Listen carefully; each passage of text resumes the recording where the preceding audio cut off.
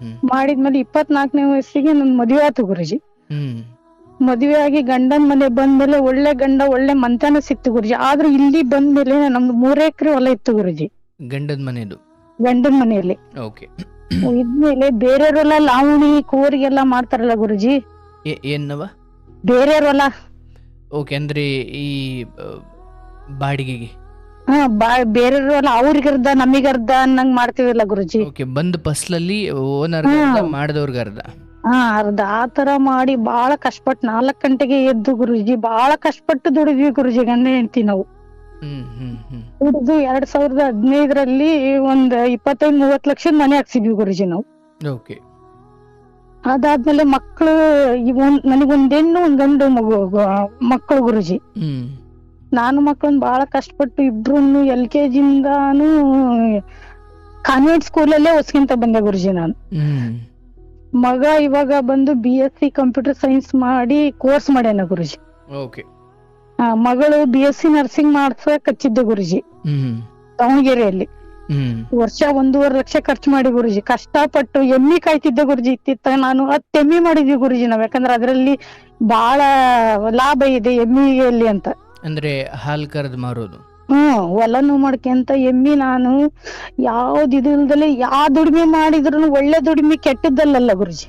ಹೌದು ಹೌದು ಹೌದು. ಏನೋ ಮಾಡಿದ್ರ ಆಯ್ತು ಅಂತ. ಎಮ್ಮೆ ಕಟ್ಕೊಂಡು ಎಲ್ಲಾ ದುಡಿದು ಮಗಳನ್ನ BSc ನರ್ಸಿಂಗ್ ಮಾಡ್ಸಕ್ ಹಚ್ಚಿದ್ದೆ ಗುರುಜಿ ನಾನು. ಇನ್ನು 3 ತಿಂಗಳಿತ್ತು ಗುರುಜಿ BSc ನರ್ಸಿಂಗ್ ಅಂದ್ರೆ ಮುಗಿಯೋದು. ಅಂದ್ರೆ ದೊಡ್ಡವರ ಮಗ ದೊಡ್ಡವರ? ಮಗ ದೊಡ್ಡವನ ಗುರುಜಿ. ಓಕೆ, ನೀವು ಈಗ ಮಾತಾಡ್ತಿರೋದು ಮಗಳ ಬಗ್ಗೆ. ಮಗ ಅವನು ಕೋರ್ಸ್ ಮಾಡಿದ ಗುರುಜಿ, ಇಲ್ಲೇ ಮನೆಯಲ್ಲೇ ಕೆಲಸ ಮಾಡ್ತಾನಿ ಅಂತ ಅಂದ. ಅದಕ್ಕ ಬೇಡಪ್ಪ ನೀನ್ ಒಳ್ಳೆ ಕೋರ್ಸ್ ಮಾಡಿ ಅನ್ನೋದ್ಗೆ ಈಗ 1 ತಿಂಗಳಾತು ಗುರುಜಿ ಫೋಕ್ಸಾನ್ ಕಂಪ್ನಿಗೆ ಹೋಗ್ಯಾನ ಗುರುಜಿ ಬೆಂಗಳೂರಿಗೆ.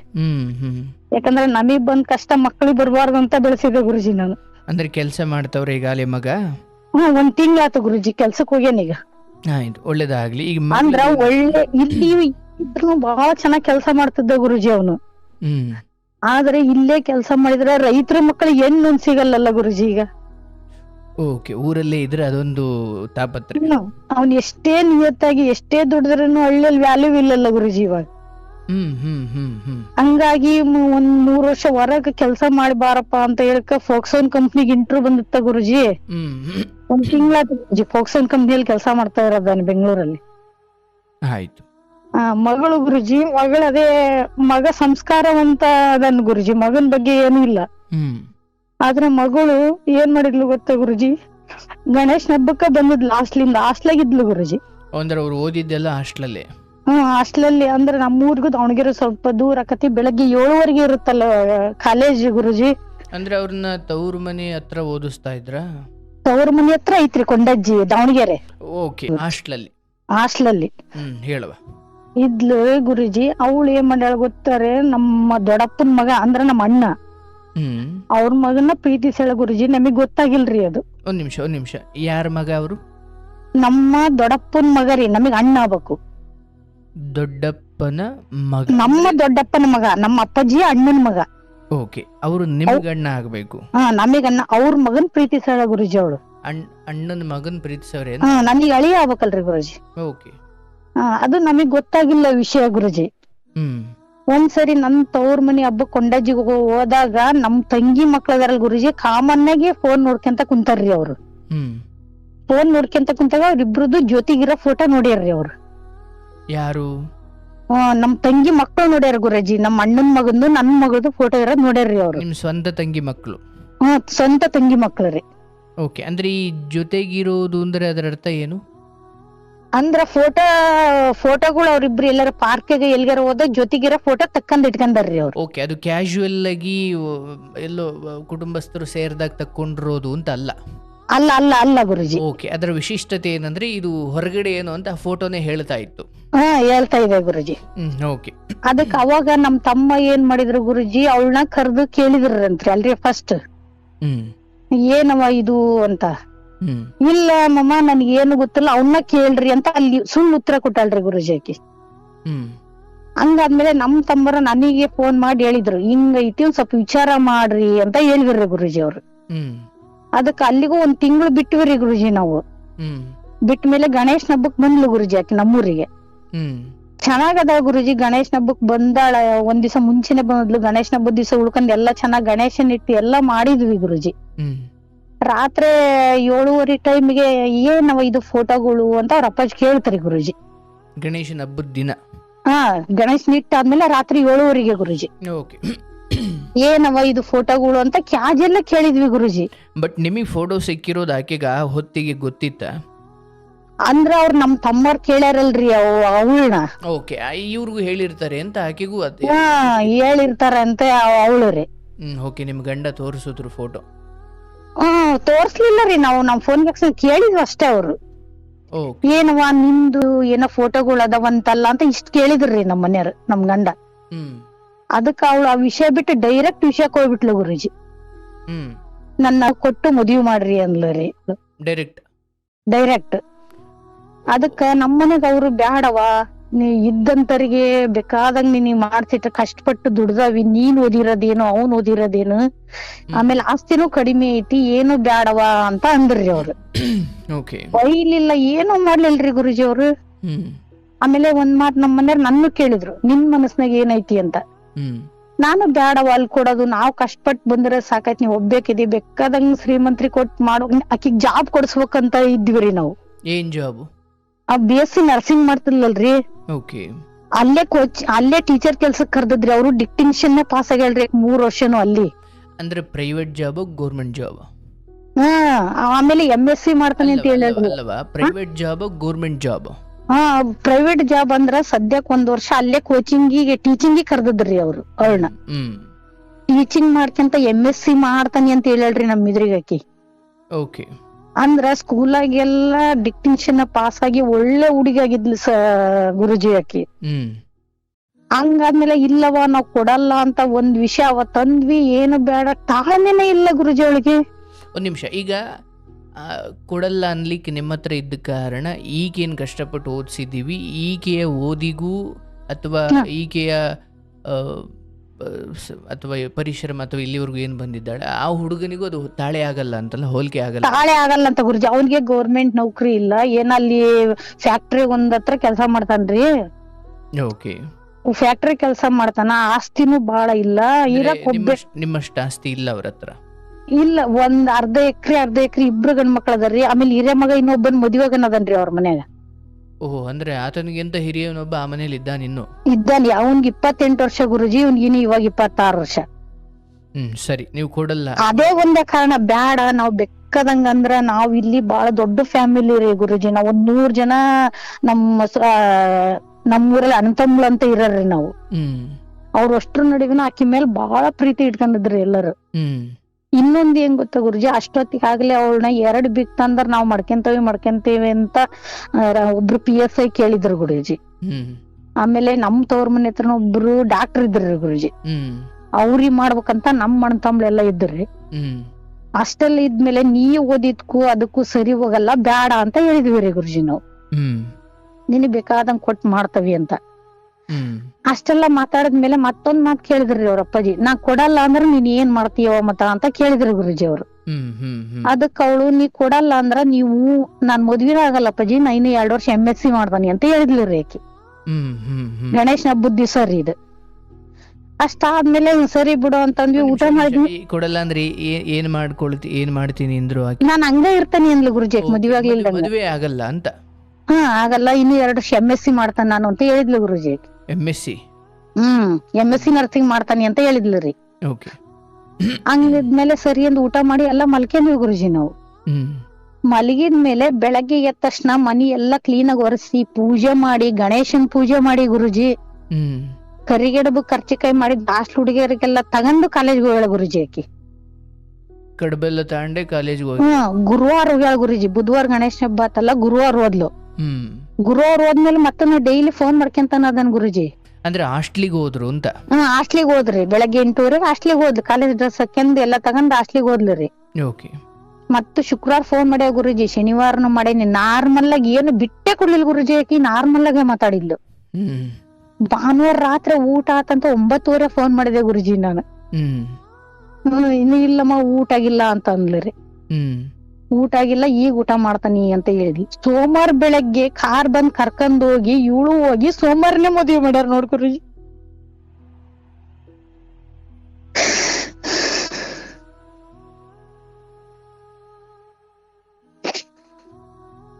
ಹಲೋ, ಸೋಮವಾರನೇ ಮದ್ವೆ ಆಗೈತ್ ನೋಡು ಗುರೂಜಿ. ಅಲ್ಲ, ಮದುವೆ ಇಲ್ಲಿ 2 ವಿಚಾರ. ಮದುವೆ ಆಗ್ಯವ್ರ, ಮದುವೆ ಮಾಡ್ಯವ್ರ? ಮದ್ವಿ ಅವಳನ್ನ ಹಾಸ್ಟೆಲ್ ಹತ್ರ ಕಾರ್ ಬಂದು ಕರ್ಕೊಂಡ್ ಹೋಗ್ಯಾರ್ರಿ ಗುರೂಜಿ. ಅಂದ್ರೆ ಈಗ ನನಗೆ ಗೊಂದಲ ಇರೋದು ಅಲ್ಲೇನವ, ಅವರಿಬ್ರು ಮಾತ್ರನ ಅಥವಾ ಅವ್ರ ಮನೆ ಕಡೆಯವರೆಲ್ಲ? ಇಲ್ಲ ರೀ, ಇನ್ನೊಂದ್ ಮೋಸ ಮಾಡಿದ್ರಿ ಗುರೂಜಿ. ನನ್ ತವ್ರ ಮನೆ ಕೊಂಡಜ್ಜಿನ ನಮ್ ಸ್ವಂತ ತಮ್ಮ ತಾಯಿಯರ್ಗೂ ಗೊತ್ತಿಲ್ದಂಗ ಅವ್ರ ಕಡೆಯವ್ರು ಅಷ್ಟ್ರನ್ನ ಕರೆದು ಮದ್ವಿ ಮಾಡ್ಯಾರ ಗುರೂಜಿ ಅವ್ರು. ಒಂದ್ ನಿಮಿಷ, ಅಂದ್ರೆ ನಿಮ್ ತವ್ರ ಮನೆಗೆ ಮಾತ್ರ ಗೊತ್ತಿಲ್ಲ, ಇನ್ನು ಮಿಕ್ಕಿದವರೆಲ್ಲ ಹೋಗಿದ್ದಾರೆ ಅಂತಲ್ಲ? ಮಿಕ್ಕಿ ಅಣ್ಣ ತಮ್ಮಳು ಅಷ್ಟ ಹೋಗ್ಯಾರ್ರಿ. ಆಮೇಲೆ ಆ ಹುಡುಗನ್ ಅಮ್ಮನ್ ತವ್ರ ಮನಿ ದಾವಣಗೆರೆ ಹತ್ರ ಬೇತೂರ್ರಿ. ಅವ್ರ ಅಣ್ಣರೆಲ್ಲ ಸೇರ್ಕೊಂಡು ನಮ್ ಸ್ವಂತ ತಮ್ಮರಿಗೆ ಗೊತ್ತಿಲ್ದಂಗ ನಮ್ಮ ತಾಯಿಗೂ ಗೊತ್ತಿಲ್ದಂಗ ಮದುವೆ ಮಾಡಿದ್ರ ಗುರೂಜಿ. ಇದು ನನಗೆ ಮೋಸ ಮಾಡ್ದಂಗ ಅಲ್ಲ ಗುರೂಜಿ. ಅವ್ರ ನನಗೆ ಮೋಸ ಮಾಡಿದ್ರೆ ಇಲ್ಲ ಗುರೂಜಿ. ಈಗ ಮದ್ವಿ ಅವ್ರ ಹತ್ರ ಎಲ್ಲಾ ಚೆನ್ನಾಗಿದ್ವಿ ಗುರೂಜಿ. ನಾವು ನಮ್ಮ ದೊಡ್ಡಪ್ಪನ ಮಕ್ಳಂದ್ರ 5 ಜನ ಅಣ್ಣರ್ರೆ.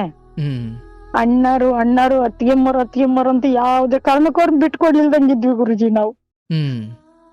ಅಂತವ್ರಿಗೆ ಅಂತಾಗಿ ಬೆಳಗ್ಗೆ ನಮ್ಮ ಅಣ್ಣ ಒಬ್ರು ಇಸ್ತ್ರಿ ಹೊಡ್ಕನಕ್ ಹಚ್ಚಿದ್ರಂತ್ರಿ ಪ್ಯಾಂಟ್. ನಮ್ ತಮ್ಮ ಯಾವ್ದೋ 1,000 ರೂಪಾಯಿ ದುಡ್ಡು ಕೊಡ್ಬೇಕಿತ್ತಂತ್ರಿ ತಾಲೂಕ್ ಆಫೀಸಿಂದ. ಯಾಕಣ್ಣ ಇಷ್ಟ ಪ್ಯಾಂಟ್ ಇಸ್ತ್ರಿ ಹೊಡ್ಕಂತಿ ಅಂತ ನಮ್ ತಮ್ಮ ಕೇಳಿದ್ರಂತ್ರಿ. ಇಲ್ಲ, ನಾ ತಾಲೂಕ್ ಆಫೀಸ್ ಹೊಂಟಾನಿ ಅಂತ ಸುಳ್ಳು ಹೇಳಿದಂತ್ರಿ. ಅಂದ್ರೆ ಆ ಹುಡುಗನ ಚಿಕ್ಕಪ್ಪ, ಓಕೆ ಫೈನ್, ಆ ಹುಡುಗನ ಕಡೆಯ ಬಹುತೇಕರು ಇದನ್ನ ಒಪ್ಪಿ ಮಾಡಿದ್ದಾರೆ. ಅಷ್ಟು ಸೇರಿ ನಮಗ್ ಗೊತ್ತಿಲ್ದಂಗ ಮಾಡಿದಾರೆ ಗುರೂಜಿ. ಇದು ನನಗೆ ಮೋಸ ಮಾಡ್ದಂಗ ಆಗ್ಲಿಲ್ಲ ಗುರೂಜಿ. ಬಟ್ ನಿಮಗ್ ಗೊತ್ತಾಗಿದ್ಯ ಯಾವಾಗ? ನಮಗ್ ಗೊತ್ತಾಗಿದ್ ಸೋಮವಾರ 5 ಗಂಟೆಗೆ ಗುರೂಜಿ. ಆಮೇಲೆ ಅಷ್ಟಾದ್ಮೇಲೆ ನಮ್ಮನೆಗೆ ಸೋಮವಾರ ಬೆಳಗ್ಗೆ ಗುರೂಜಿ ಆ ಹುಡುಗನ್ ಚಿಕ್ಕಪ್ಪಗ ಫೋನ್ ಮಾಡಿದ. ಅದ ಯಾರ್ ಪ್ಯಾಂಟ್ ಇಸ್ತ್ರಿ ಹೊಡ್ಕಂತಾರ ಅಂತ ಹೇಳಿದ್ರಲ್ಲ, ಅವ್ರಿಗೆ ಫೋನ್ ಮಾಡಿದ್. ಮತ್ತೆ ಏನಪ್ಪಾ ಹಿಂಗ ಅಂತಾರಲ್ಲ, ಅಭಿಮಾಮನ್ ಮದ್ವಕನಿ ಅಂತಾಳಲ್ಲ, ಏನಪ್ಪಾ ಇದು ಅಂತ ಕೇಳಿದ್ರ ನಮ್ ಮನ್ಯಾಗ. ನಾವ್ ಈಗ ಕೊಟ್ ಮಾಡ್ತಾವಿ ಅಂದ್ರು ಯಾಕಾರ ಇನ್ನೊಬ್ಬನ್ ಮದ್ವೆಗನ್ ಅದನ್ನಲ್ಲಪ್ಪ ಅಂತ ನಮ್ ಮನೆ ಕೇಳಿದ್ರಿ. ಸೊ ಆವಾಗ ಸುಳ್ಳು ಹೇಳಿದ್ರಿ ಅವ್ನು. ಏನಪ್ಪಾ ಮಾಮ ನನಗ್ ಗೊತ್ತಿಲ್ಲ, ನಾ ತಾಲೂಕ್ ಆಫೀಸ್ ಹೊಂಟಾನಿ ಅಂತ ಸುಳ್ಳು ಹೇಳಿ ಮದ್ವೆಗ್ ಹೋಗ್ಯಾನ ನೋಡ್ರಿ. ಅಲ್ಲ, ಚಿಕ್ಕಪ್ಪನ್ ಬಿಡವ, ಅವ್ರ ಅಪ್ಪಂಗ್ ಫೋನ್ ಮಾಡಿಲ್ವಾ? ಅವ್ರ ಅಪ್ಪ ಇಲ್ಲಿ, ನಮ್ಮ ಅಣ್ಣ ತೀರ್ಕೊಂಡಾರ್ರಿ ಅವ್ರು. ಓಕೆ, ಅವ್ರ ಅಮ್ಮ ಇಲ್ವಾ? ಅವ್ರ ಅಮ್ಮನೂ ಅದಾರ್ರಿ. ಅವ್ರಿಗೆ ಮಾಡಕ್ಕಿಲ್ವಾ? ಮತ್ತೆ ಅವ್ರ ಅಮ್ಮ ಫೋನ್ ಪಿಕಪ್ ಮಾಡ್ಲಿಲ್ರಿ. ಮತ್ತೆ ಅವ್ರು ಚಿಕ್ಕಪ್ಪನೇ ಅವ್ರ ಮನೆ ನಡೆಸ್ತಿದ್ರ? ಅಂದ್ರೆ ನಡೆಸ್ತಾರ. ಅವ್ರೆಲ್ಲಾ ಅಣ್ಣ ತಮ್ಮಳು ಎಲ್ಲ ಒಬ್ರಂಗ್ ಬಿಟ್ಟು ಒಬ್ರು. ನಮ್ ಹಿರೇಣ್ಣ ಅವ್ರು ಸತ್ತಾರಲ್ರಿ, ಎದಕ್ಕರಾಗ್ಲಿ ಇವ್ರ ಜವಾಬ್ದಾರಿ ಹೊತ್ಕೊಂತಿದ್ರ. ಸೊ ಅವ್ರು ಯಾರು ನಿಮಗ್ ಬಿಟ್ಟು ಕೊಡ್ಲಿಲ್ಲ ಅಂತ? ಯಾರು ಬಿಟ್ಕೊಂಡು ಮೋಸ ಮಾಡಿದ್ರು. ಆಯ್ತವ, ಈಗ ನಿಮಗ್ ಗೊತ್ತಾಗಿದ್ ಹೆಂಗೆ? ನಮಗ್ ಗೊತ್ತಾಗಿದ್ದ ಹೆಂಗ ಅಂತಂದ್ರ, ನಮ್ ತಂಗಿ ಅದೇ ಊರಿನ ಹುಡುಗೊಬ್ಳು ಅದೇ ಹಾಸ್ಟೆಲ್ ಅದಾಳ ಗುರುಜಿ. ನಮ್ ತಂಗಿ ಸಂಘದ ಮಂಜುನಾಥ ಸಂಘದ SP ಕೆಲ್ಸ ಮಾಡ್ತಾಳ್ರಿ. ಅವಳ ಊರಿಗೆ ಹೋದಾಗ ಏನವ ನಮ್ ಮೇಘ ಚೆನ್ನಾಗ್ ಓದ್ತಾಳ ಏನು ಅಂತ ಕೇಳಲ್ರಿ. ಅದಕ್ಕ ನಟಿ ಚೆನ್ನಾಗ್ ಓದ್ತಾಳ, ನಾನ್ ಹಾಸ್ಟ್ಲಾಗ ಇದ್ದಿಲ್ಲ, ಊರಿಗೆ ಬಂದಿದ್ದೆ, ಇವತ್ತು ನಾನ್ ಹಾಸ್ಟ್ಲಿಗೆ ಹೊಂಟಾನಿ ಅಂತ ಹೇಳಲ್ರಿ. ಹಾಸ್ಟ್ಲಿಗೆ ಹೋಗ್ತಾನಿ ಅಂತ ಹೇಳ್ದಕ್ಕ ಹಾಸ್ಟ್ಲಿಗೆ ಹೋದಾಗ ಅದ ಹುಡುಗಿ ಹೇಳಿದ್ಲಂತ್ರಿ ಈಕಿಗೆ, ಬೆಳಗ್ಗೆ ಕಾರ್ ಬಂದ್ ಕರ್ಕೊಂಡ್ ಹೋತ್ ಮೇಘನ್ನ ಅಂತ. ಅಂದ ತಕ್ಷಣ ನಮ್ ತಂಗಿ ಫೋನ್ ಮಾಡ್ಯಾಳ್ರಿ ತಂಗಿಗೆ, ಯಾಕ ನಿಮ್ ಮೇಘನ್ ಯಾರ ಕಾರ್ ಬಂದ್ ಕರ್ಕೊಂಡ್ ಹೋಗತ್ತಂತೆ ಅಂತ. ಅವಾಗ ಅನುಮಾನ ಬಂದಿ ಮೇಲೆ ಗೊತ್ತಾಗಿತ್ರಿ ನಮಗ್. ಅಲ್ಲಿವರೆಗೆ ಏನು ಗೊತ್ತಿಲ್ರಿ ಗುರುಜಿ ನಮಗ್. ನಿಮ್ ಮಗಳು ಫೋನ್ ಮಾಡಿದ್ರ? ನಮ್ಮ ಮಗಳು ಫೋನ್ ಮಾಡಲ್ರಿ ಗುರುಜಿ. ಅಲ್ಲ, ಅವಾಗ ಮದ್ವೆ ಆದ್ಮೇಲೆ ಫೋನ್ ಮಾಡಿದ್ರ?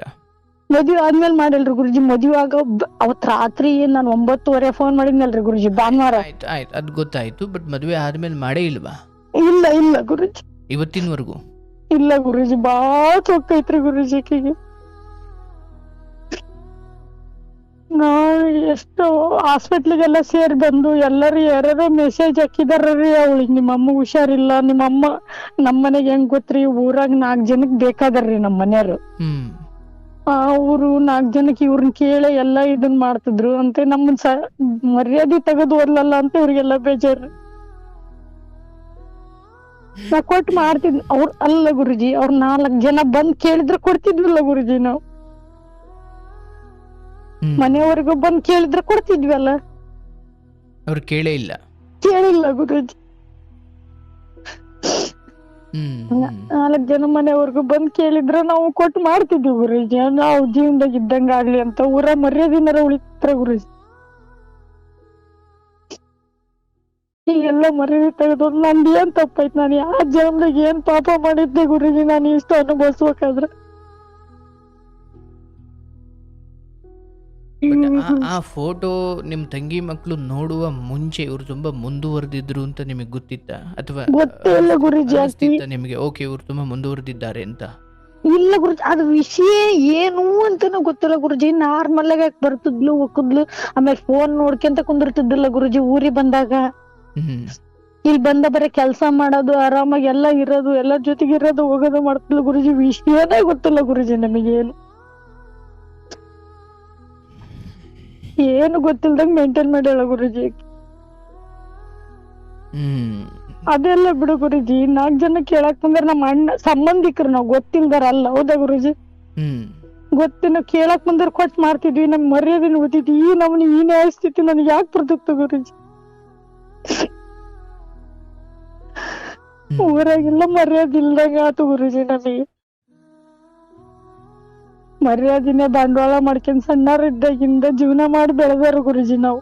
ಹ್ಮ್ ಹ್ಮ್ ಹ್ಮ್ ಕಷ್ಟಪಟ್ಟು ದುಡಿದ್ರು ಅದೇ ಊರಲ್ಲಿ. ಇಂತ ಬಸಮ್ಮನ್ ಮಗಳಂದ್ರೆ ಯಾರು ಹಿಂಗ ಆಗ್ಯಾಳ ಅಂದ್ರೆ ನಂಬ್ತಿದ್ದಿಲ್ಲ ಅಂತ ಗುರುಜಿಯಲ್ಲಿ. ಹ್ಮ್ ಹ್ಮ್ ಹ್ಮ್ ನಾವ್ 12 ಗಂಟೆವರೆಗೂ ಕೆಲಸ ಮಾಡಿದ್ರು.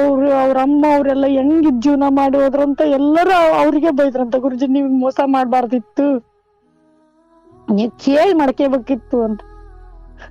ಹ್ಮ್ ಹ್ಮ್ ಇದ್ರಲ್ಲಿ ನನ್ ಮಗ ತಪ್ಪಿಲ್ಲ ಅಂತ ಹೇಳಲ್ಲ ಗುರುಜಿ. ಇವಳಾಗಿ ಹೋಗಿದ್ ಕವರಾಗಿ ಕರ್ಕೊಂಡ್ ಹೋಗ್ಯಾರ. ಹೌದಿಲ್ಲ ಗುರುಜಿ? ಪುಣ್ಯ ಅದಾದ್ರೂ ಗೊತ್ತಲ್ಲ. ಆ? ಆ.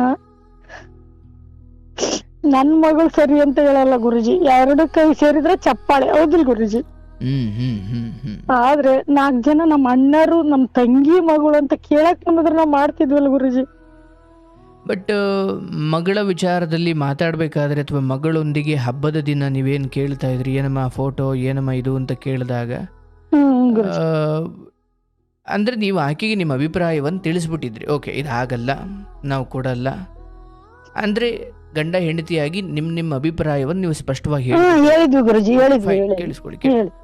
ಓಕೆ, ಅಂದರೆ ಆಕೆಗಂತೂ ಸ್ಪಷ್ಟ ಇತ್ತು ಇವ್ರು ಮಾಡಲ್ಲ ಅಂತ.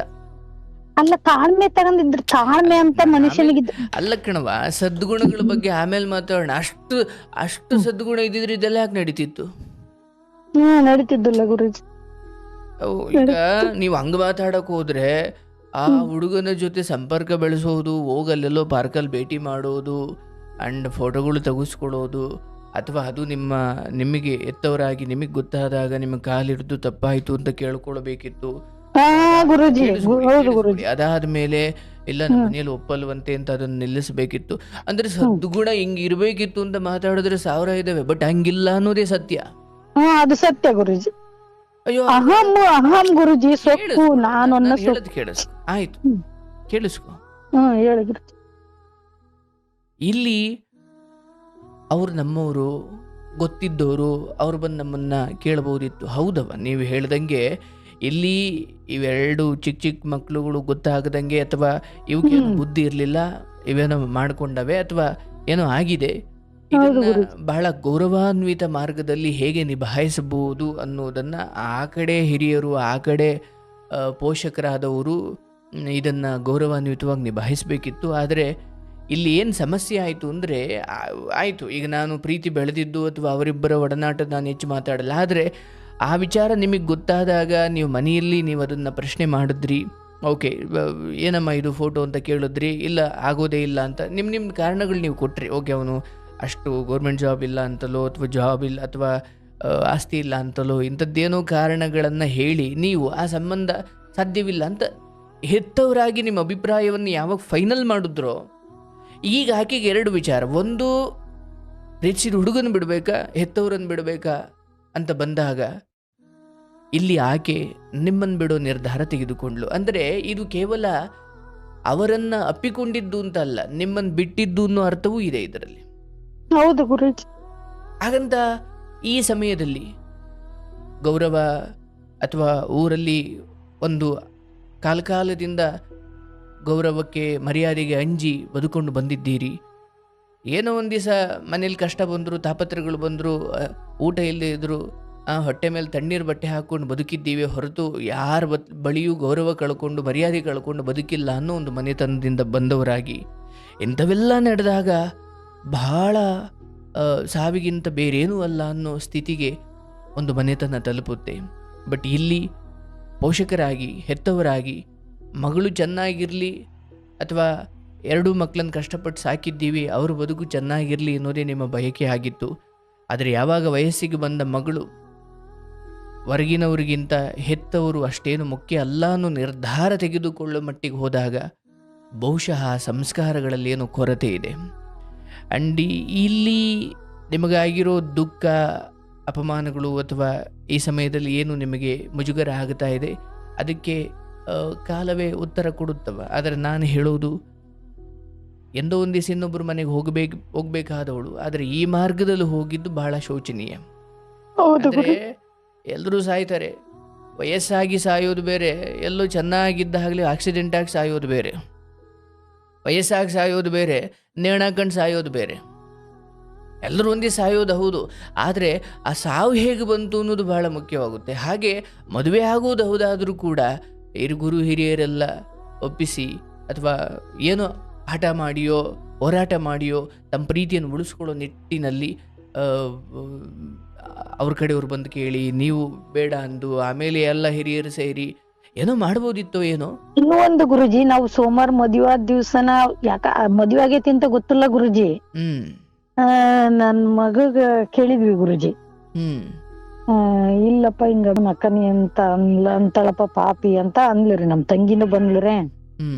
ಅದಕ್ಕೆ ಅವನು ಇಲ್ಲಿ ಏನ್ ಆಗ್ಬಿಡು ಕೊಟ್ ಮಾಡಾನಂತೆ ಅಂತ ಅಂದ್ಬಿಟ್ಟ ಗುರು.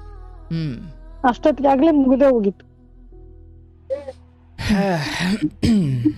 ಇರ್ಲವಾ, ಈಗ ನಾನು ಹೇಳೋದು ಮುಗಿದು ಹೋಗಿದೆ, ಕೆಲವು ಸಂಗತಿಗಳು ಮುಗಿದು ಹೋಗಿದೆ. ಈಗ ತುಂಬ ಕೆಲವು ವಿಚಾರಗಳಲ್ಲಿ ಹಠ ಮಾಡಲಿಕ್ಕೆ ಹೋದರೆ ಜೀವ ಕಳ್ಕೊಬೇಕಾಗುತ್ತೆ. ಈ ಸಮಯದಲ್ಲಿ ನೀವು ಸೋತು ಬಿಟ್ರಿ ಅಂತ ನೀವು ಅಂದುಕೊಳ್ಳೇಬೇಡಿ. ಅವರಿಗೆ ನಾಳೆ ದಿನ ನೀವೇ ತಂದು ಮದುವೆ ಮಾಡಿದ ಒಬ್ಬ ಗಂಡ ಅರ್ಧದಲ್ಲಿ ಬಿಟ್ಟು ಹೋಗಿದ್ನೋ ಅಥವಾ ಅರ್ಧದಲ್ಲಿ ಸತ್ತು ಹೋಗಿದ್ನೋ, ಆಮೇಲೂ ನೀವು ಅಳ್ತಾನೆ ಇದ್ರಿ, ಹೌದಲ್ಲ? ಹೌದು ಗುರು. ನೋಡವ, ಇದನ್ನ ಊರಿನ ಮರ್ಯಾದೆ, ಜನ ಏನಂತಾರೆ, ಹಿಂಗೆ ಹಂಗೆ ಅಂತ ಯೋಚನೆ ಮಾಡಿಕೊಂಡು ಕೂತ್ಕೊಳ್ಳಿಕ್ಕಾಗಲ್ಲ. ಅವೆಲ್ಲ ಯಾವಾಗ ಯೋಚನೆ ಅಂದರೆ ಎಲ್ಲ ಚೆನ್ನಾಗಿ ನಡಿಬೇಕಾದ್ರೆ ಗೌರವ ಮರ್ಯಾದೆ. ತೀರಾ ಮನೆಗೆ ಬೆಂಕಿ ಬಿದ್ದಿದೆ, ಮನೆ ಹತ್ಕೊಂಡು ಉರಿತಾ ಇದೆ, ಜನ ಆಡ್ಕೊಂಡ್ಬಿಡ್ತಾರೆ ಅಂದ್ಕೊಂಡು ಒಳಗಡೆಲ್ಲೇ ಕೂತ್ಕೊಂಡ್ರೆ ಸುಟ್ಟೋಯ್ತೀರಷ್ಟೇ. ಗೌರವ ಮರ್ಯಾದೆಗಳು ಯಾವಾಗ ಅಂದರೆ ಎಲ್ಲ ಚೆನ್ನಾಗಿ ನಡಿಬೇಕಾದ್ರೆ. ಹಾಗಂತ ಚಂದ ತಪ್ಪದಾಗ ಮರ್ಯಾದೆ ಬಿಡಬೇಕಾ? ಹಂಗಿಲ್ಲ. ಏನೋ ನಿಮ್ಮ ಮನೆಯ ಸಂತಾನಗಳು ಈ ರೀತಿ ಅಡವಟ್ಟುಗಳು ಮಾಡಿದಾಗ ಊರಿನ ಗೌರವ, ಊರಿನ ಜನರನ್ನು ಮೆಚ್ಚೋದಕ್ಕಿಂತ ಮನೆಯ ಸಂತಾನಗಳನ್ನು ಇನ್ನೂ ಅವ್ರು ಬದುಕಿ ಬಾಳಬೇಕಾದವರು. ತಪ್ಪುಗಳಾಗಿದ್ದಾವೆ, ಹೌದು. ಈ ಸಮಯದಲ್ಲಿ ನೀವೇನೋ ಹಠ ಮಾಡಿ ತೀರಾ ರಗಳೆ ಮಾಡಲಿಕ್ಕೆ ಹೋದರೆ ಪಶ್ಚಾತ್ತಾಪ ಆಗಿ ಅವರೇನೋ ಮಾಡ್ಕೊಳ್ಳೋದು ಅಥವಾ ಅವ್ರಿಗೇನೋ ಆಗೋದು ಬೇಡ. ಸಾಧ್ಯವಾದರೆ ನಿಮಗೆ ಇದನ್ನು ಮರಿಲಿಕ್ಕೆ ಒಂದಷ್ಟು ದಿನ ದೂರ ಇಡ್ತೀರಾ, ಇಡಿ. ಆದರೆ ನಿಮ್ಮ ಮಗನ ಭವಿಷ್ಯ ಇಲ್ಲಿ ಇದೆ. ಹಾಗಾಗಿ ಇದನ್ನು ತುಂಬ ರಗಳೆ ಮಾಡಲಿಕ್ಕೆ ಹೋಗ್ಬೇಡಿ, ಆಯಿತು. ಬಹುಶಃ ನಾನು ಈ ಮುಂಚೆ ಹೇಳ್ದಂಗೆ ನೀವೇ ತಂದೆ ಯಾರನ್ನ ಮದುವೆ ಮಾಡಿ ಅಲ್ಲೇನೋ ವರದಕ್ಷಿಣೆ ಕಿರುಕುಳ, ಅತ್ತೆ ಕಿರುಕುಳ, ಅಥವಾ ಗಂಡ ಸತ್ತು ಹೋದ ಅಥವಾ ಗಂಡ ಬಿಟ್ಟು ಹೋದ ಅಥವಾ ಅಕ್ರಮ ಸಂಬಂಧ ಎಂಥದ್ದೇನೋ ಆಗಿದ್ರೂ ಕೂಡ ಅಯ್ಯೋ ನೀವು ಹಿಂಗೆ ಮಾಡಿದ್ರಿ, ನನ್ನ ಬದುಕು ಹಾಳಾಯಿತು ಅಂತ ಹೇಳಿದ್ರೆ ಅವಾಗಲೂ ದುಃಖ ಪಡ್ತಿದ್ರಿ ನೀವು. ವಿಧಿಯ ಇಚ್ಛೆ ಇದಿತ್ತು, ಆಯಿತು. ಈಗ ಆಕೆನೇ ಆಯ್ಕೆ ಮಾಡಿಕೊಂಡಿರುವುದರಿಂದ ಅಲ್ಲಿ ಕೆಟ್ಟರು ಬದುಕಿದ್ರು ನಿಮ್ಮನ್ನು ದೂರ್ಲಿಕ್ಕಿಲ್ಲ. ಆದರೆ ನಿನ್ನ ಮನೆಯಲ್ಲಿದ್ದ ಕಾಲದಲ್ಲಿ ಆಕೆಗೆ ಶಿಕ್ಷಣ ಕೊಡಬೇಕಾ, ಧೈರ್ಯ ಕೊಡಬೇಕಾ, ಬದುಕನ್ನು ತಿಳಿಸ್ಬೇಕಾ, ಜಗತ್ತನ್ನು ತಿಳಿಸಬೇಕಾ ಅಥವಾ ಅಡಿಗೆ ಕಲಿಸಬೇಕಾ? ನಿಮ್ಮ ಅಧೀನದಲ್ಲಿ ನಿಮ್ಮ ಸುಪರ್ದಿಯಲ್ಲಿದ್ದಷ್ಟು ಸಮಯ ನೀವು ಆಕೆಗೆ ಏನು ಕೊಡಬೇಕು, ಪ್ರೀತಿಯಿಂದ ಹಿಡಿದು, ಸವಲತ್ತಿನಿಂದ ಹಿಡಿದು, ಶಿಕ್ಷಣದಿಂದ ಹಿಡಿದು ಎಲ್ಲವನ್ನೂ ಕೊಟ್ಟಿದ್ದೀರಿ. ಈಗ ಅದರಿಂದ ಆಚೆಗೆ ಎಂದೋ ಒಂದು ದಿವಸ ಹೊಸಲು ದಾಟಿ ಇನ್ನೊಬ್ಬರು ಮನೆಗೆ ಹೋಗಬೇಕಾದವಳು, ಇನ್ನೊಂದು ಮನೆಯನ್ನು ಬೆಳಗಬೇಕಾದವಳು ಅವಳಾಗಿ ಹೋಗಿದ್ದಾಳೆ. ಇವತ್ತು ನಾನು ಎಷ್ಟು ಕತೆಗಳನ್ನು ಕೇಳ್ತೀನಿ ಗೊತ್ತನ್ನವ. ಎಷ್ಟು ಹೆಣ್ಮಕ್ಳು ಹೇಳ್ತಾರೆ, ನಮ್ಮಪ್ಪ ಅಮ್ಮ ಬೇಡ ಅಂದರು, ಅವನಿಗೆ ಮದುವೆ ಮಾಡಿಬಿಟ್ರು, ನನ್ನ ಜೀವನ ನರಕ ಮಾಡಿಬಿಟ್ರು ಅಂತ. ನನಗನ್ಸೋದು, ಹೆತ್ತವರ ಆಸೆ ಮಗಳಿಗೆ ಒಳ್ಳೇದಾಗಲಿ ಅಂತಲೇ ಇದ್ದರೂ ಕೂಡ ಏನೋ ನೀವು ತೆಗೆದುಕೊಂಡ ನಿರ್ಧಾರ, ನೋಡಿದ ಗಂಡು ಮುಂದೆ ಎಡವಟ್ಟು ಮಾಡ್ದ, ತಪ್ಪು ಬಿಟ್ಟ ದಾರಿಯ ಅಂದಾಗ ಮಗಳ ಬದುಕು ನರಕವಾಗಿಬಿಡುತ್ತೆ. ಹಾಗಂತ ಎತ್ತವ್ರು ನೋಡಿ ಮದುವೆ ಮಾಡೋಕ್ಕಿಂತ ಮುಂಚೆ ಎಲ್ಲ ಹೆಣ್ಮಕ್ಳು ಹಿಂಗೆ ನೋಡ್ಕೊಂಬಿಡಿ, ಯಾಕಂದ್ರೆ ಎತ್ತವ್ರು ನೋಡಿದವ್ರು ಹೆಂಗಿರ್ತಾರೋ ಏನೋ ಅಂತಲೂ ಅಲ್ಲ. ಹಿಂಗಾದ್ರೆ ಹಿಂಗೆ, ಹಂಗಾದ್ರೆ ಹಿಂಗೆ, ನೀವು ನೋಡಿ ಮದುವೆ ಮಾಡಬೇಕು, ಒಳ್ಳೆಯವ್ರಿಗೆ ಕೊಡಬೇಕು ಎಲ್ಲ ಇತ್ತು. ಕೆಲವೊಮ್ಮೆ ಹೀಗಾಗುತ್ತವ. ರಾಜನ ಮಗಳು ಈ ಏನು ಗೇಟ್ ಕಾಯುವಂತಹ ಯಾರೊಬ್ಬ ಕೆಲಸಗಾರನ ಜೊತೆ ಓಡೋಗ್ಬಿಡ್ತಾಳೆ, ಅಥವಾ ಯಾವುದೋ ರಾಜನ ಮಗಳು ಇನ್ಯಾವುದೋ ಕೆಲಸಗಾರನ ಮಗನ ಮದುವೆ ಆಗಿಬಿಡ್ತಾಳೆ. ಹಣೆ ಬರಹ ಇದೆಯಲ್ಲ, ಅದು ಹಣದ್ದು, ಆಸ್ತಿಯದ್ದೋ, ಗೌರ್ಮೆಂಟ್ ಜಾಬ್ದು ಅಲ್ಲವ್ವ. ಕೆಲವೊಮ್ಮೆ ಹಾಗಿರ್ತವೆ. ಹೀಗಾಗಿ ಇದನ್ನ ಊರಿನ ಜನ ಹಿಂಗಂದ್ರು, ಹಂಗಾಯ್ತು, ಹಿಂಗಾಯ್ತು. ನೋಡವ್ವ, ನೀವೇ ಯಾರನ್ನೋ ಕೊಲೆ ಮಾಡಿಯೋ, ಯಾರ್ದೋ ಆಸ್ತಿ ಕಿತ್ಕೊಂಡೋ, ಯಾರ್ದೋ ಬದುಕು ಹಾಳು ಮಾಡಿಯೋ, ಹಿಂಗೇನೋ ನೀವು ತಲೆ ತಗ್ಸೋ ಥರ ಹೊಲಸು ಕೆಲಸ ಮಾಡ್ಕೊಂಡಿದ್ರೆ ಉಕಂಡ್ರಪ್ಪ ಇವರು ಕೆಟ್ಟ ಜನ, ಇಷ್ಟು ದಿನ ಮುಖವಾಡ ಹಾಕೊಂಡು ಬದುಕ್ತಿದ್ರು ಅಂತ ಹೇಳ್ಬೋದು. ಇದು ನಿಮ್ಮಿಂದ ಆದ ತಪ್ಪಲ್ಲ. ಇದು ಒಂದು ಮಗಳ ಭವಿಷ್ಯದ ವಿಚಾರ. ಕಾಲವೇ ಎಲ್ಲವನ್ನ ಮರೆಸುತ್ತವ. ಸತ್ತವರನ್ನೇ ಮರೆತಿದ್ದೀರಾ, ಇನ್ನು ಬಿಟ್ಟು ಹೋದವರನ್ನು ಮರೆಯೋದು ಅಥವಾ ಇವೆಲ್ಲವನ್ನು ಮರೆಯೋದು ತುಂಬಾ ದಿನ ಬೇಕಾಗಿಲ್ಲ. ಕಾಲಕ್ಕೆ ಬಿಟ್ಟು ಬಿಡಿ, ಗೌರವದಿಂದ ಓಡಾಡಿ, ತಲೆ ಎತ್ಕೊಂಡು ಓಡಾಡಿ. ಏನು ಯಾರ್ದೋ ಬದುಕು ಹಾಳು ಮಾಡಿಲ್ಲ. ಆಯಿತು, ಮಗಳಿಗೆ ನಿರ್ಧಾರ ತಗೊಂಡ್ಬಿಟ್ಟಿದ್ದಾಳೆ. ಈಗ ಅಬ್ಬಬ್ಬ ಅಂದರೆ ನೀವು ಕೊರಗಬಹುದೇ ಬಿಟ್ಟರೆ ಬೇರೆ ಏನೂ ದಾರಿ ಇಲ್ಲ. ಸಾಧ್ಯವಾದರೆ ಕರೆದು ಕಳಿಸಿ, ಇಲ್ಲ ಯಾಕೋ ಮನಸ್ಸು ಒಪ್ಪುತ್ತಿಲ್ವಾ, ಅವ್ರ ಬಾಡಿಗೆ ಅವ್ರು ಇರಲಿ, ಬಿಟ್ಬಿಡಿ. ಆದರೆ ಒಂದು ತಿಳ್ಕೊಳ್ಳವ್ವ, ಮಗನ ಬದುಕು ನಾಳೆ ದಿನ, ಈಗ ನೀವು ಬೆಂಗಳೂರಿಗೆ ಕಳಿಸಿದ್ದೀರಿ, ನಾಳೆ ಹೆಣ್ಣು ಕೊಡದೇ ಇರ್ಬೋದು ಅಂತ ಆತ ಇನ್ನೆಲ್ಲೋ ಕಂಪ್ನಿಲಿ ಕೆಲಸ ಮಾಡ್ತಿರ್ಬೋದು, ದುಡಿಮೆ ಮಾಡ್ತಿರ್ಬೋದು, ಸಂಬಳ ತಗೊಳ್ತಿರ್ಬೋದು. ಇನ್ನೊಂದು ಮನೆಯ ಹೆಣ್ಮಗಳನ್ನು ನಿಮ್ಮ ಮನೆಗೆ ತರಬೇಕಾದ್ರೆ ನಿಮ್ಮ ಮಗ ಯಾರೋ ಒಂದು ಹುಡುಗಿನ ಇಷ್ಟಪಟ್ಟ ಅಂದುಕೊಳ್ಳಿ. ಆದರೆ ದುರಾದೃಷ್ಟ ನಿಮಗಿಂತ ಅವ್ರು ಎತ್ತರದವರು. ಈಗ ಅವರೇ ಹೇಳ್ತಾರೆ ಅವ್ರ ಮಗಳಿಗೆ, ನೋಡಮ್ಮ, ಆ ಹುಡುಗನ ಹತ್ರ ನಮ್ಮಷ್ಟು ಆಸ್ತಿ ಇಲ್ಲಮ್ಮ, ಅವನು ಓದಿರೋದಕ್ಕೂ ನೀನು ಓದಿರೋದಕ್ಕೂ ಬೇರೆನಮ್ಮ. ನೋಡಮ್ಮ, ಋಣಾನುಬಂಧ ಇದಾವಲ್ಲವ, ಅದು ಆಸ್ತಿಯದ್ದೋ ಹಣದ್ದೋ ಮೀರಿ ನೀವು ಹೆತ್ತವರಾಗಿ ಮಗಳನ್ನು ಒಳ್ಳೆ ಮನೆಗೆ ಕೊಡಬೇಕು ಅನ್ನೋದ್ರಲ್ಲಿ ಯಾವುದೇ ತಪ್ಪಿಲ್ಲವ. ಅದನ್ನು ನಾನು ಗಟ್ಟಿಯಾಗಿ ಹೇಳ್ತೀನಿ. ಆದರೆ ನಿಮ್ಮ ಕಣ್ಣು ಮುಂದೆನೇ ನಡೀತು. ಆಸ್ತಿಗೂ ಹಣಕ್ಕೂ ಮೀರಿ ಅದು ಮನಸ್ಸುಗಳ ಒಪ್ಪಂದ, ಅಥವಾ ಅವರು ಜೊತೆ ಹೊಂದಾಣಿಕೆ ಮಾಡಿಕೊಂಡು ಬದುಕಬೇಕಾದವರು. ಇವತ್ತು ಎಷ್ಟು ತಂದೆ ತಾಯಿದರ ಕತೆ ನಾನು ಕೇಳಿದ್ದೀನಿ ಅಂದರೆ, ಮಗಳನ್ನು ಹೀಗೆ ಗೌರ್ಮೆಂಟ್ ಜಾಬನಿಗೆ, ದುಡ್ಡಿರೋನಿಗೆ ಹಿಂಗೇನೋ ಕೊಟ್ಟು ಮದುವೆ ಮಾಡಬೇಕು ಅಂತ ಹೇಳಿ ಹುಡುಕಿ ಯಾರೋ ಒಬ್ಬನ್ನ ಗೌರ್ಮೆಂಟ್ ಜಾಬನ್ನು ಹುಡುಕಿ ಕೊಟ್ಟರು. ಆದರೆ ಅವನು ಈಗ ದುಡ್ಡಿರೋರಿಗೆ ದುಡ್ಡಿನ ಆಸೆ ಜಾಸ್ತಿ, ಹೌದಲ್ಲವ? ದುಡ್ಡಿರೋರಿಗೆ ದುಡ್ಡಿನ ಆಸೆ ಜಾಸ್ತಿ. ಅವರು ವರದಕ್ಷಿಣೆ ತಾಮಗು ಅದನ್ನು ಇದು ಅಂತ ಹತ್ತೆ ಕಾಟ, ಗಂಡನ ಕಾಟ ಎಲ್ಲ ತಡೆಯೋಕ್ಕಾಗದೆ ಕಡಿ ಒಂದಿಷ್ಟು ಡೈವರ್ಸ್ ಕೊಡಬೇಕು, ಇಲ್ಲ ನಾನು ಸಾಯ್ತೀನಿ ಅನ್ನೋ ಸ್ಥಿತಿಗೆ ಆ ಹುಡುಗಿ ಬಂದ್ಲು. ಡೈವರ್ಸ್ ಕೊಟ್ಟಾದ್ಮೇಲೆ ಏನು ಮಾಡಿದ್ರು, ಅಯ್ಯೋ ಗಂಡನ ಮನೆಯಿಂದ ಕೆಟ್ಟು ಬಂದ್ಲು, ಎಷ್ಟು ದಿನ ಇಟ್ಕೊಳ್ತಾರೆ. ಆಗ ಗೌರ್ಮೆಂಟ್ ಜಾಬನ್ನು ಹುಡುಕಲ್ಲ, ಎಂಥವನೊಬ್ಬ ಸಿಕ್ಕಿ ಕಟ್ ಮತ್ತೆ ಕಳಿಸ್ತಾರೆ, ಹೌದಲ್ವ? ಮೊದಲನೇ ಬಾರಿ ಆಗ್ಬೇಕಾದ್ರೆ ಏನು ಅಪೇಕ್ಷೆಗಳಿತ್ತು, ನಮ್ಮ ಮಗಳಿಗೆ ಇಂಥ ಗಂಡು ಸಿಗಬೇಕು, ಹಿಂಗಿರಬೇಕು, ಹಂಗಿರಬೇಕು. ಆದರೆ ಮೊದಲನೇ ಮದುವೆ ಬಿದ್ದು ಹೋಗಿ ಡೈವರ್ಸ್ ಆಗಿ ಎರಡನೇ ಅಂದರೆ ಗಂಡನ ಮನೆಯಿಂದ ವಾಪಸ್ಸು ತವ್ರ ಮನೆಗೆ ಬಂದಾಗ, ಅಯ್ಯೋ ತವ್ರ ಮನೆಗೆ ಬಂದು ಅದು ಎಷ್ಟು ದಿನ ನೆಮ್ಮದಿ ಆಗಿರಬಲ್ಲಳು, ಇನ್ನೊಂದು ಮದುವೆ ಮಾಡಿ ಕಳಿಸ್ಬಿಡ್ಬೇಕು, ಇವಳೊಂದು ಸಾಗ ಹಾಕಬೇಕು ಅಂತ. ಆವಾಗ ಗೌರ್ಮೆಂಟ್ ಜಾಬು ಅದು ಇದು ಹುಡುಕಲ್ಲ, ಯಾರೊಬ್ಬ ಸಿಕ್ಕದಾಗ ಕಟ್ಬಿಟ್ಟು ಹೆಂಗೋ ಸಾಗ ಹಾಕೋದು. ಹೀಗೆ ನೋಡ್ತಾ ಹೋದರೆ ಬದುಕು ಬಹಳ ವಿಚಿತ್ರದ್ದಲ್ವ. ಹಾಗಾಗಿ ನಿಮ್ಮ ಮಗಳು ನಿರ್ಧಾರ ಮಾಡಿಕೊಂಡಿದ್ದಾಳೆ. ಇಲ್ಲಿ ಅವರು ಎಲ್ಲ ಸೇರಿಂಗ್ ಮಾಡಿಬಿಟ್ರು, ಹಿಂಗೆ ಮಾಡಿಬಿಟ್ರು, ಹಂಗೆ ಮಾಡಿಬಿಟ್ರು. ನಮ್ಮನೆ ವಸ್ತುವಿಗೆ ಸರಿಯಾದ ಬುದ್ಧಿ ಇದ್ದು, ನಮ್ಮನೆ ವಸ್ತುವಿನ ಬುದ್ಧಿ ಸರಿ ಇದ್ದರೆ, ಅಥವಾ ಅವರಿಗೆ ಸರಿಯಾದ ನಿರ್ಧಾರ ತೆಗೆದುಕೊಳ್ಳುವ ಶಕ್ತಿ, ಧರ್ಮಗಳ ವಿವೇಕ ಇದ್ದರೆ, ಜಗತ್ತಿನ ಯಾರು ನಮ್ಮನ್ನು ಕೆಡಿಸೋಕ್ಕಾಗಲ್ಲವ. ಹಾಗಾಗಿ ಇವ್ರನ್ನೆಲ್ಲ ಶತ್ರು ಮಾಡ್ಕೊಳ್ಳೋದು ಮೊದಲು ಬಿಡು. ಈಗ ಅರ್ಥ ಆಯಿತು, ನಿಮ್ಮ ಮನಸ್ಸಿನ ಬೆಂಕಿ ನೋವು ನನಗೆ ಅರ್ಥವಾಗುತ್ತೆ. ಅವ್ರು ಹೇಳ್ಬೋದಿತ್ತಲ್ವ, ಬಂದು ಕೇಳ್ಬೋದಿತ್ತಲ್ವ, ಇವರೇನೋ ಹುಡುಗರು ಮಾಡ್ಕೊಂಬಿಟ್ರು, ದೊಡ್ಡವ್ರು ಏನು ಮಾಡ್ತಿದ್ರು, ಕೇಳಬೇಕಿತ್ತಲ್ವ, ಹಂಗಿಲ್ವ ಹಿಂಗಿಲ್ವ ಅಂದರೆ, ಯಾವಾಗ ಅವರವ್ರ ಮನೆಯ ಮಕ್ಕಳು ಹಿತ ಕಾಪಾಡಿಕೊಳ್ಳೋ ವಿಚಾರ ಬರುತ್ತವ, ಯಾರಿಗೂ ಧರ್ಮ ನೆನಪಾಗಲ್ಲ. ಅವ್ರವ್ರ ಮನೆ ಮಕ್ಕಳುಗಳು ಒಳ್ಳೆಯವರಾಗಬೇಕು, ಅಥವಾ ಅವ್ರವ್ರ ಮನೆ ಮಕ್ಕಳ ಹಿತವನ್ನು ಕಾಪಾಡಿಕೊಳ್ಳೋ ನಿಟ್ಟಿನಲ್ಲಿ ಯಾವ ಸಂಬಂಧ ಬೇಕಾದರೂ ಮುರಿತಾರೆ. ಹಾಗಾಗಿ ಇದಕ್ಕೆ ನೀವು ತುಂಬ ತಪ್ಪರ್ಥ ಕೊಡೋಕೆ ಹೋಗ್ಬೇಡವ. ಆಯಿತು, ಎಲ್ಲೋ ಒಂದು ಕಡೆ ಚೆನ್ನಾಗಿರು, ಯಾಕಂದರೆ ಎಲ್ಲ ಒಂದು ದಿವಸ ಸಾಯೋದೇ. ಹೌದು, ಆಯಿತು, ಇವತ್ತು ನೀವೇನೋ ಕೊರಕೊಂಡು ಏನೋ ಆತುರದಲ್ಲಿ ಕೋಪದಲ್ಲಿ ಶಾಪ ಹಾಕಿಸಿ ಶಪಿಸಿ ಅಥವಾ ತುಂಬ ದುಃಖಪಟ್ಟು ಯಾತನೆ ಪಟ್ಟರೆ ಅದು ಖಂಡಿತ ಅವರನ್ನು ತಿನ್ನುತ್ತೆ, ಅದರಲ್ಲಿ ಎರಡು ಮಾತಿಲ್ಲ. ಬಟ್ ಹಂಗಾಗೋದು ಬೇಡ. ಆಯಿತು, ಏನೋ ಗೊತ್ತಿರೋ ಅಕ್ಕಪಕ್ಕದನೇ ಇದ್ದಾರೆ, ಯಾರೋ ಗೊತ್ತಿರೋ ಹುಡುಗನೇ, ಚೆನ್ನಾಗಿರಲಿ ಬಿಡು. ಈಗ ನಿಮ್ಮ ಮಗನಿಗೂ ಏನೋ ಅದೇ ಇಷ್ಟ ಇತ್ತು, ಆಯಿತು ಆಗಲಿ ಬಿಡು. ಇದು ಬಹಳ ಕಷ್ಟ, ನನಗೆ ಅರ್ಥವಾಗುತ್ತೆ. ಆದರೆ ನಾವು ಯಾವುದನ್ನು ಎಷ್ಟಕ್ಕೆ ನಿಲ್ಲಿಸಿ ಮುಂದೆ ಮಗನ ಬದುಕನ್ನು ನೋಡ್ಕೊಳ್ಬೇಕಿತ್ತು, ನಾವು ಇದನ್ನು ನಮಗಾದ ಅವಮಾನ, ನಮಗಾದ ಅನ್ಯಾಯ, ನಮಗಾದ ದೌರ್ಜನ್ಯ ಅಂತ ನಾವು ಇದನ್ನು ತುಂಬ ಕೂಗಾಡ್ಲಿಕ್ಕೆ ಹೋದರೆ ಮಗನ ವಿಚಾರ, ಮುಂಬರುವ ಕೆಲವು ಶುಭ ಕಾರ್ಯಗಳು ಎಲ್ಲವೂ ಎಡವಟ್ಟಾಗೋಯ್ತವೆ. ಹೌದು ಗುರುಜಿ. ಹಾಗಾಗಿ ಆರಂಭದಲ್ಲೇ ಮನೆ ಪಕ್ಕದಲ್ಲಿ ಒಂಚೂರು ಬೆಂಕಿ ಹತ್ತುಕೊಳ್ತು ಅಂದಾಗ ಯಾರು ಹಚ್ಚಿದ್ದು, ಹೆಂಗೆ ಹಚ್ಚಿದ್ದು, ಅದು ಇದು ಅಂತ ಮಾಡೋದಕ್ಕಿಂತ ಮೊದಲು ಬೆಂಕಿ ಆರಿಸ್ಬಿಡ್ಬೇಕು. ನೀವು ಅದು ಕಾರಣ ಹುಡುಕಿ ಅವ್ರನ್ನೆಲ್ಲ ಹಿಡ್ಕೊಂಬರುವಷ್ಟೊತ್ತಿಗೆ ಆ ಚಿಕ್ಕ ಬೆಂಕಿ ಮನೆಯೇ ಸುಟ್ಟು ಹಾಕಿರಬಾರ್ದು. ಹೌದು ಗುರು. ಈಗ ಊರಿನ ಜನರ ಮುಂದೆ ನಾನು ಅವಮಾನಕ್ಕೊಳಗಾದೆ, ದುಃಖಕ್ಕೊಳಗಾದೆ, ಅಥವಾ ನಾವು ಮರ್ಯಾದೆ ಕಳ್ಕೊಂಡು ಹೆಂಗೆ ಯೋಚನೆ ಮಾಡಿ ರೋಗಿಷ್ಠಳಾಗ್ತೀಯ, ಮುಂದೆ ಬರುವ ಎಲ್ಲ ಶುಭ ಕಾರ್ಯಗಳಿಗೂ ಬೆಂಕಿ ಹಾಕೊಳ್ತೀಯ? ಇಲ್ಲ, ಆಯಿತು, ಆಗಿದ್ದಾಯಿತು.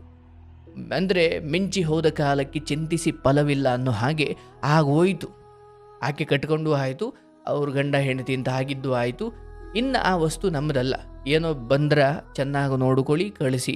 ಅದು ಬಿಟ್ಟರೆ ಮಗನ ಬದುಕಿನ ಕಡೆ ಗಮನ ಕೊಡಿ, ಮಗಳನ್ನು ಕ್ಷಮಿಸಿ. ಈಗ ಕ್ಷಮೆ ಅನ್ನೋದು ಇದೆಯಲ್ಲವ, ಆಕೆಗೆ ಅಯ್ಯೋ ಕಡೆಗೂ ನಮ್ಮ ತಾಯಿ ಕ್ಷಮಿಸೋದ್ಲಪ್ಪ ಅಂತ ಆಕೆಗೂ ಏನೋ ಮನಸ್ಸು ನಿರಾಳ ಆಗ್ಬೋದು, ಅವಳ ಬದುಕು ಒಳ್ಳೇದಾಗ್ಬೋದು.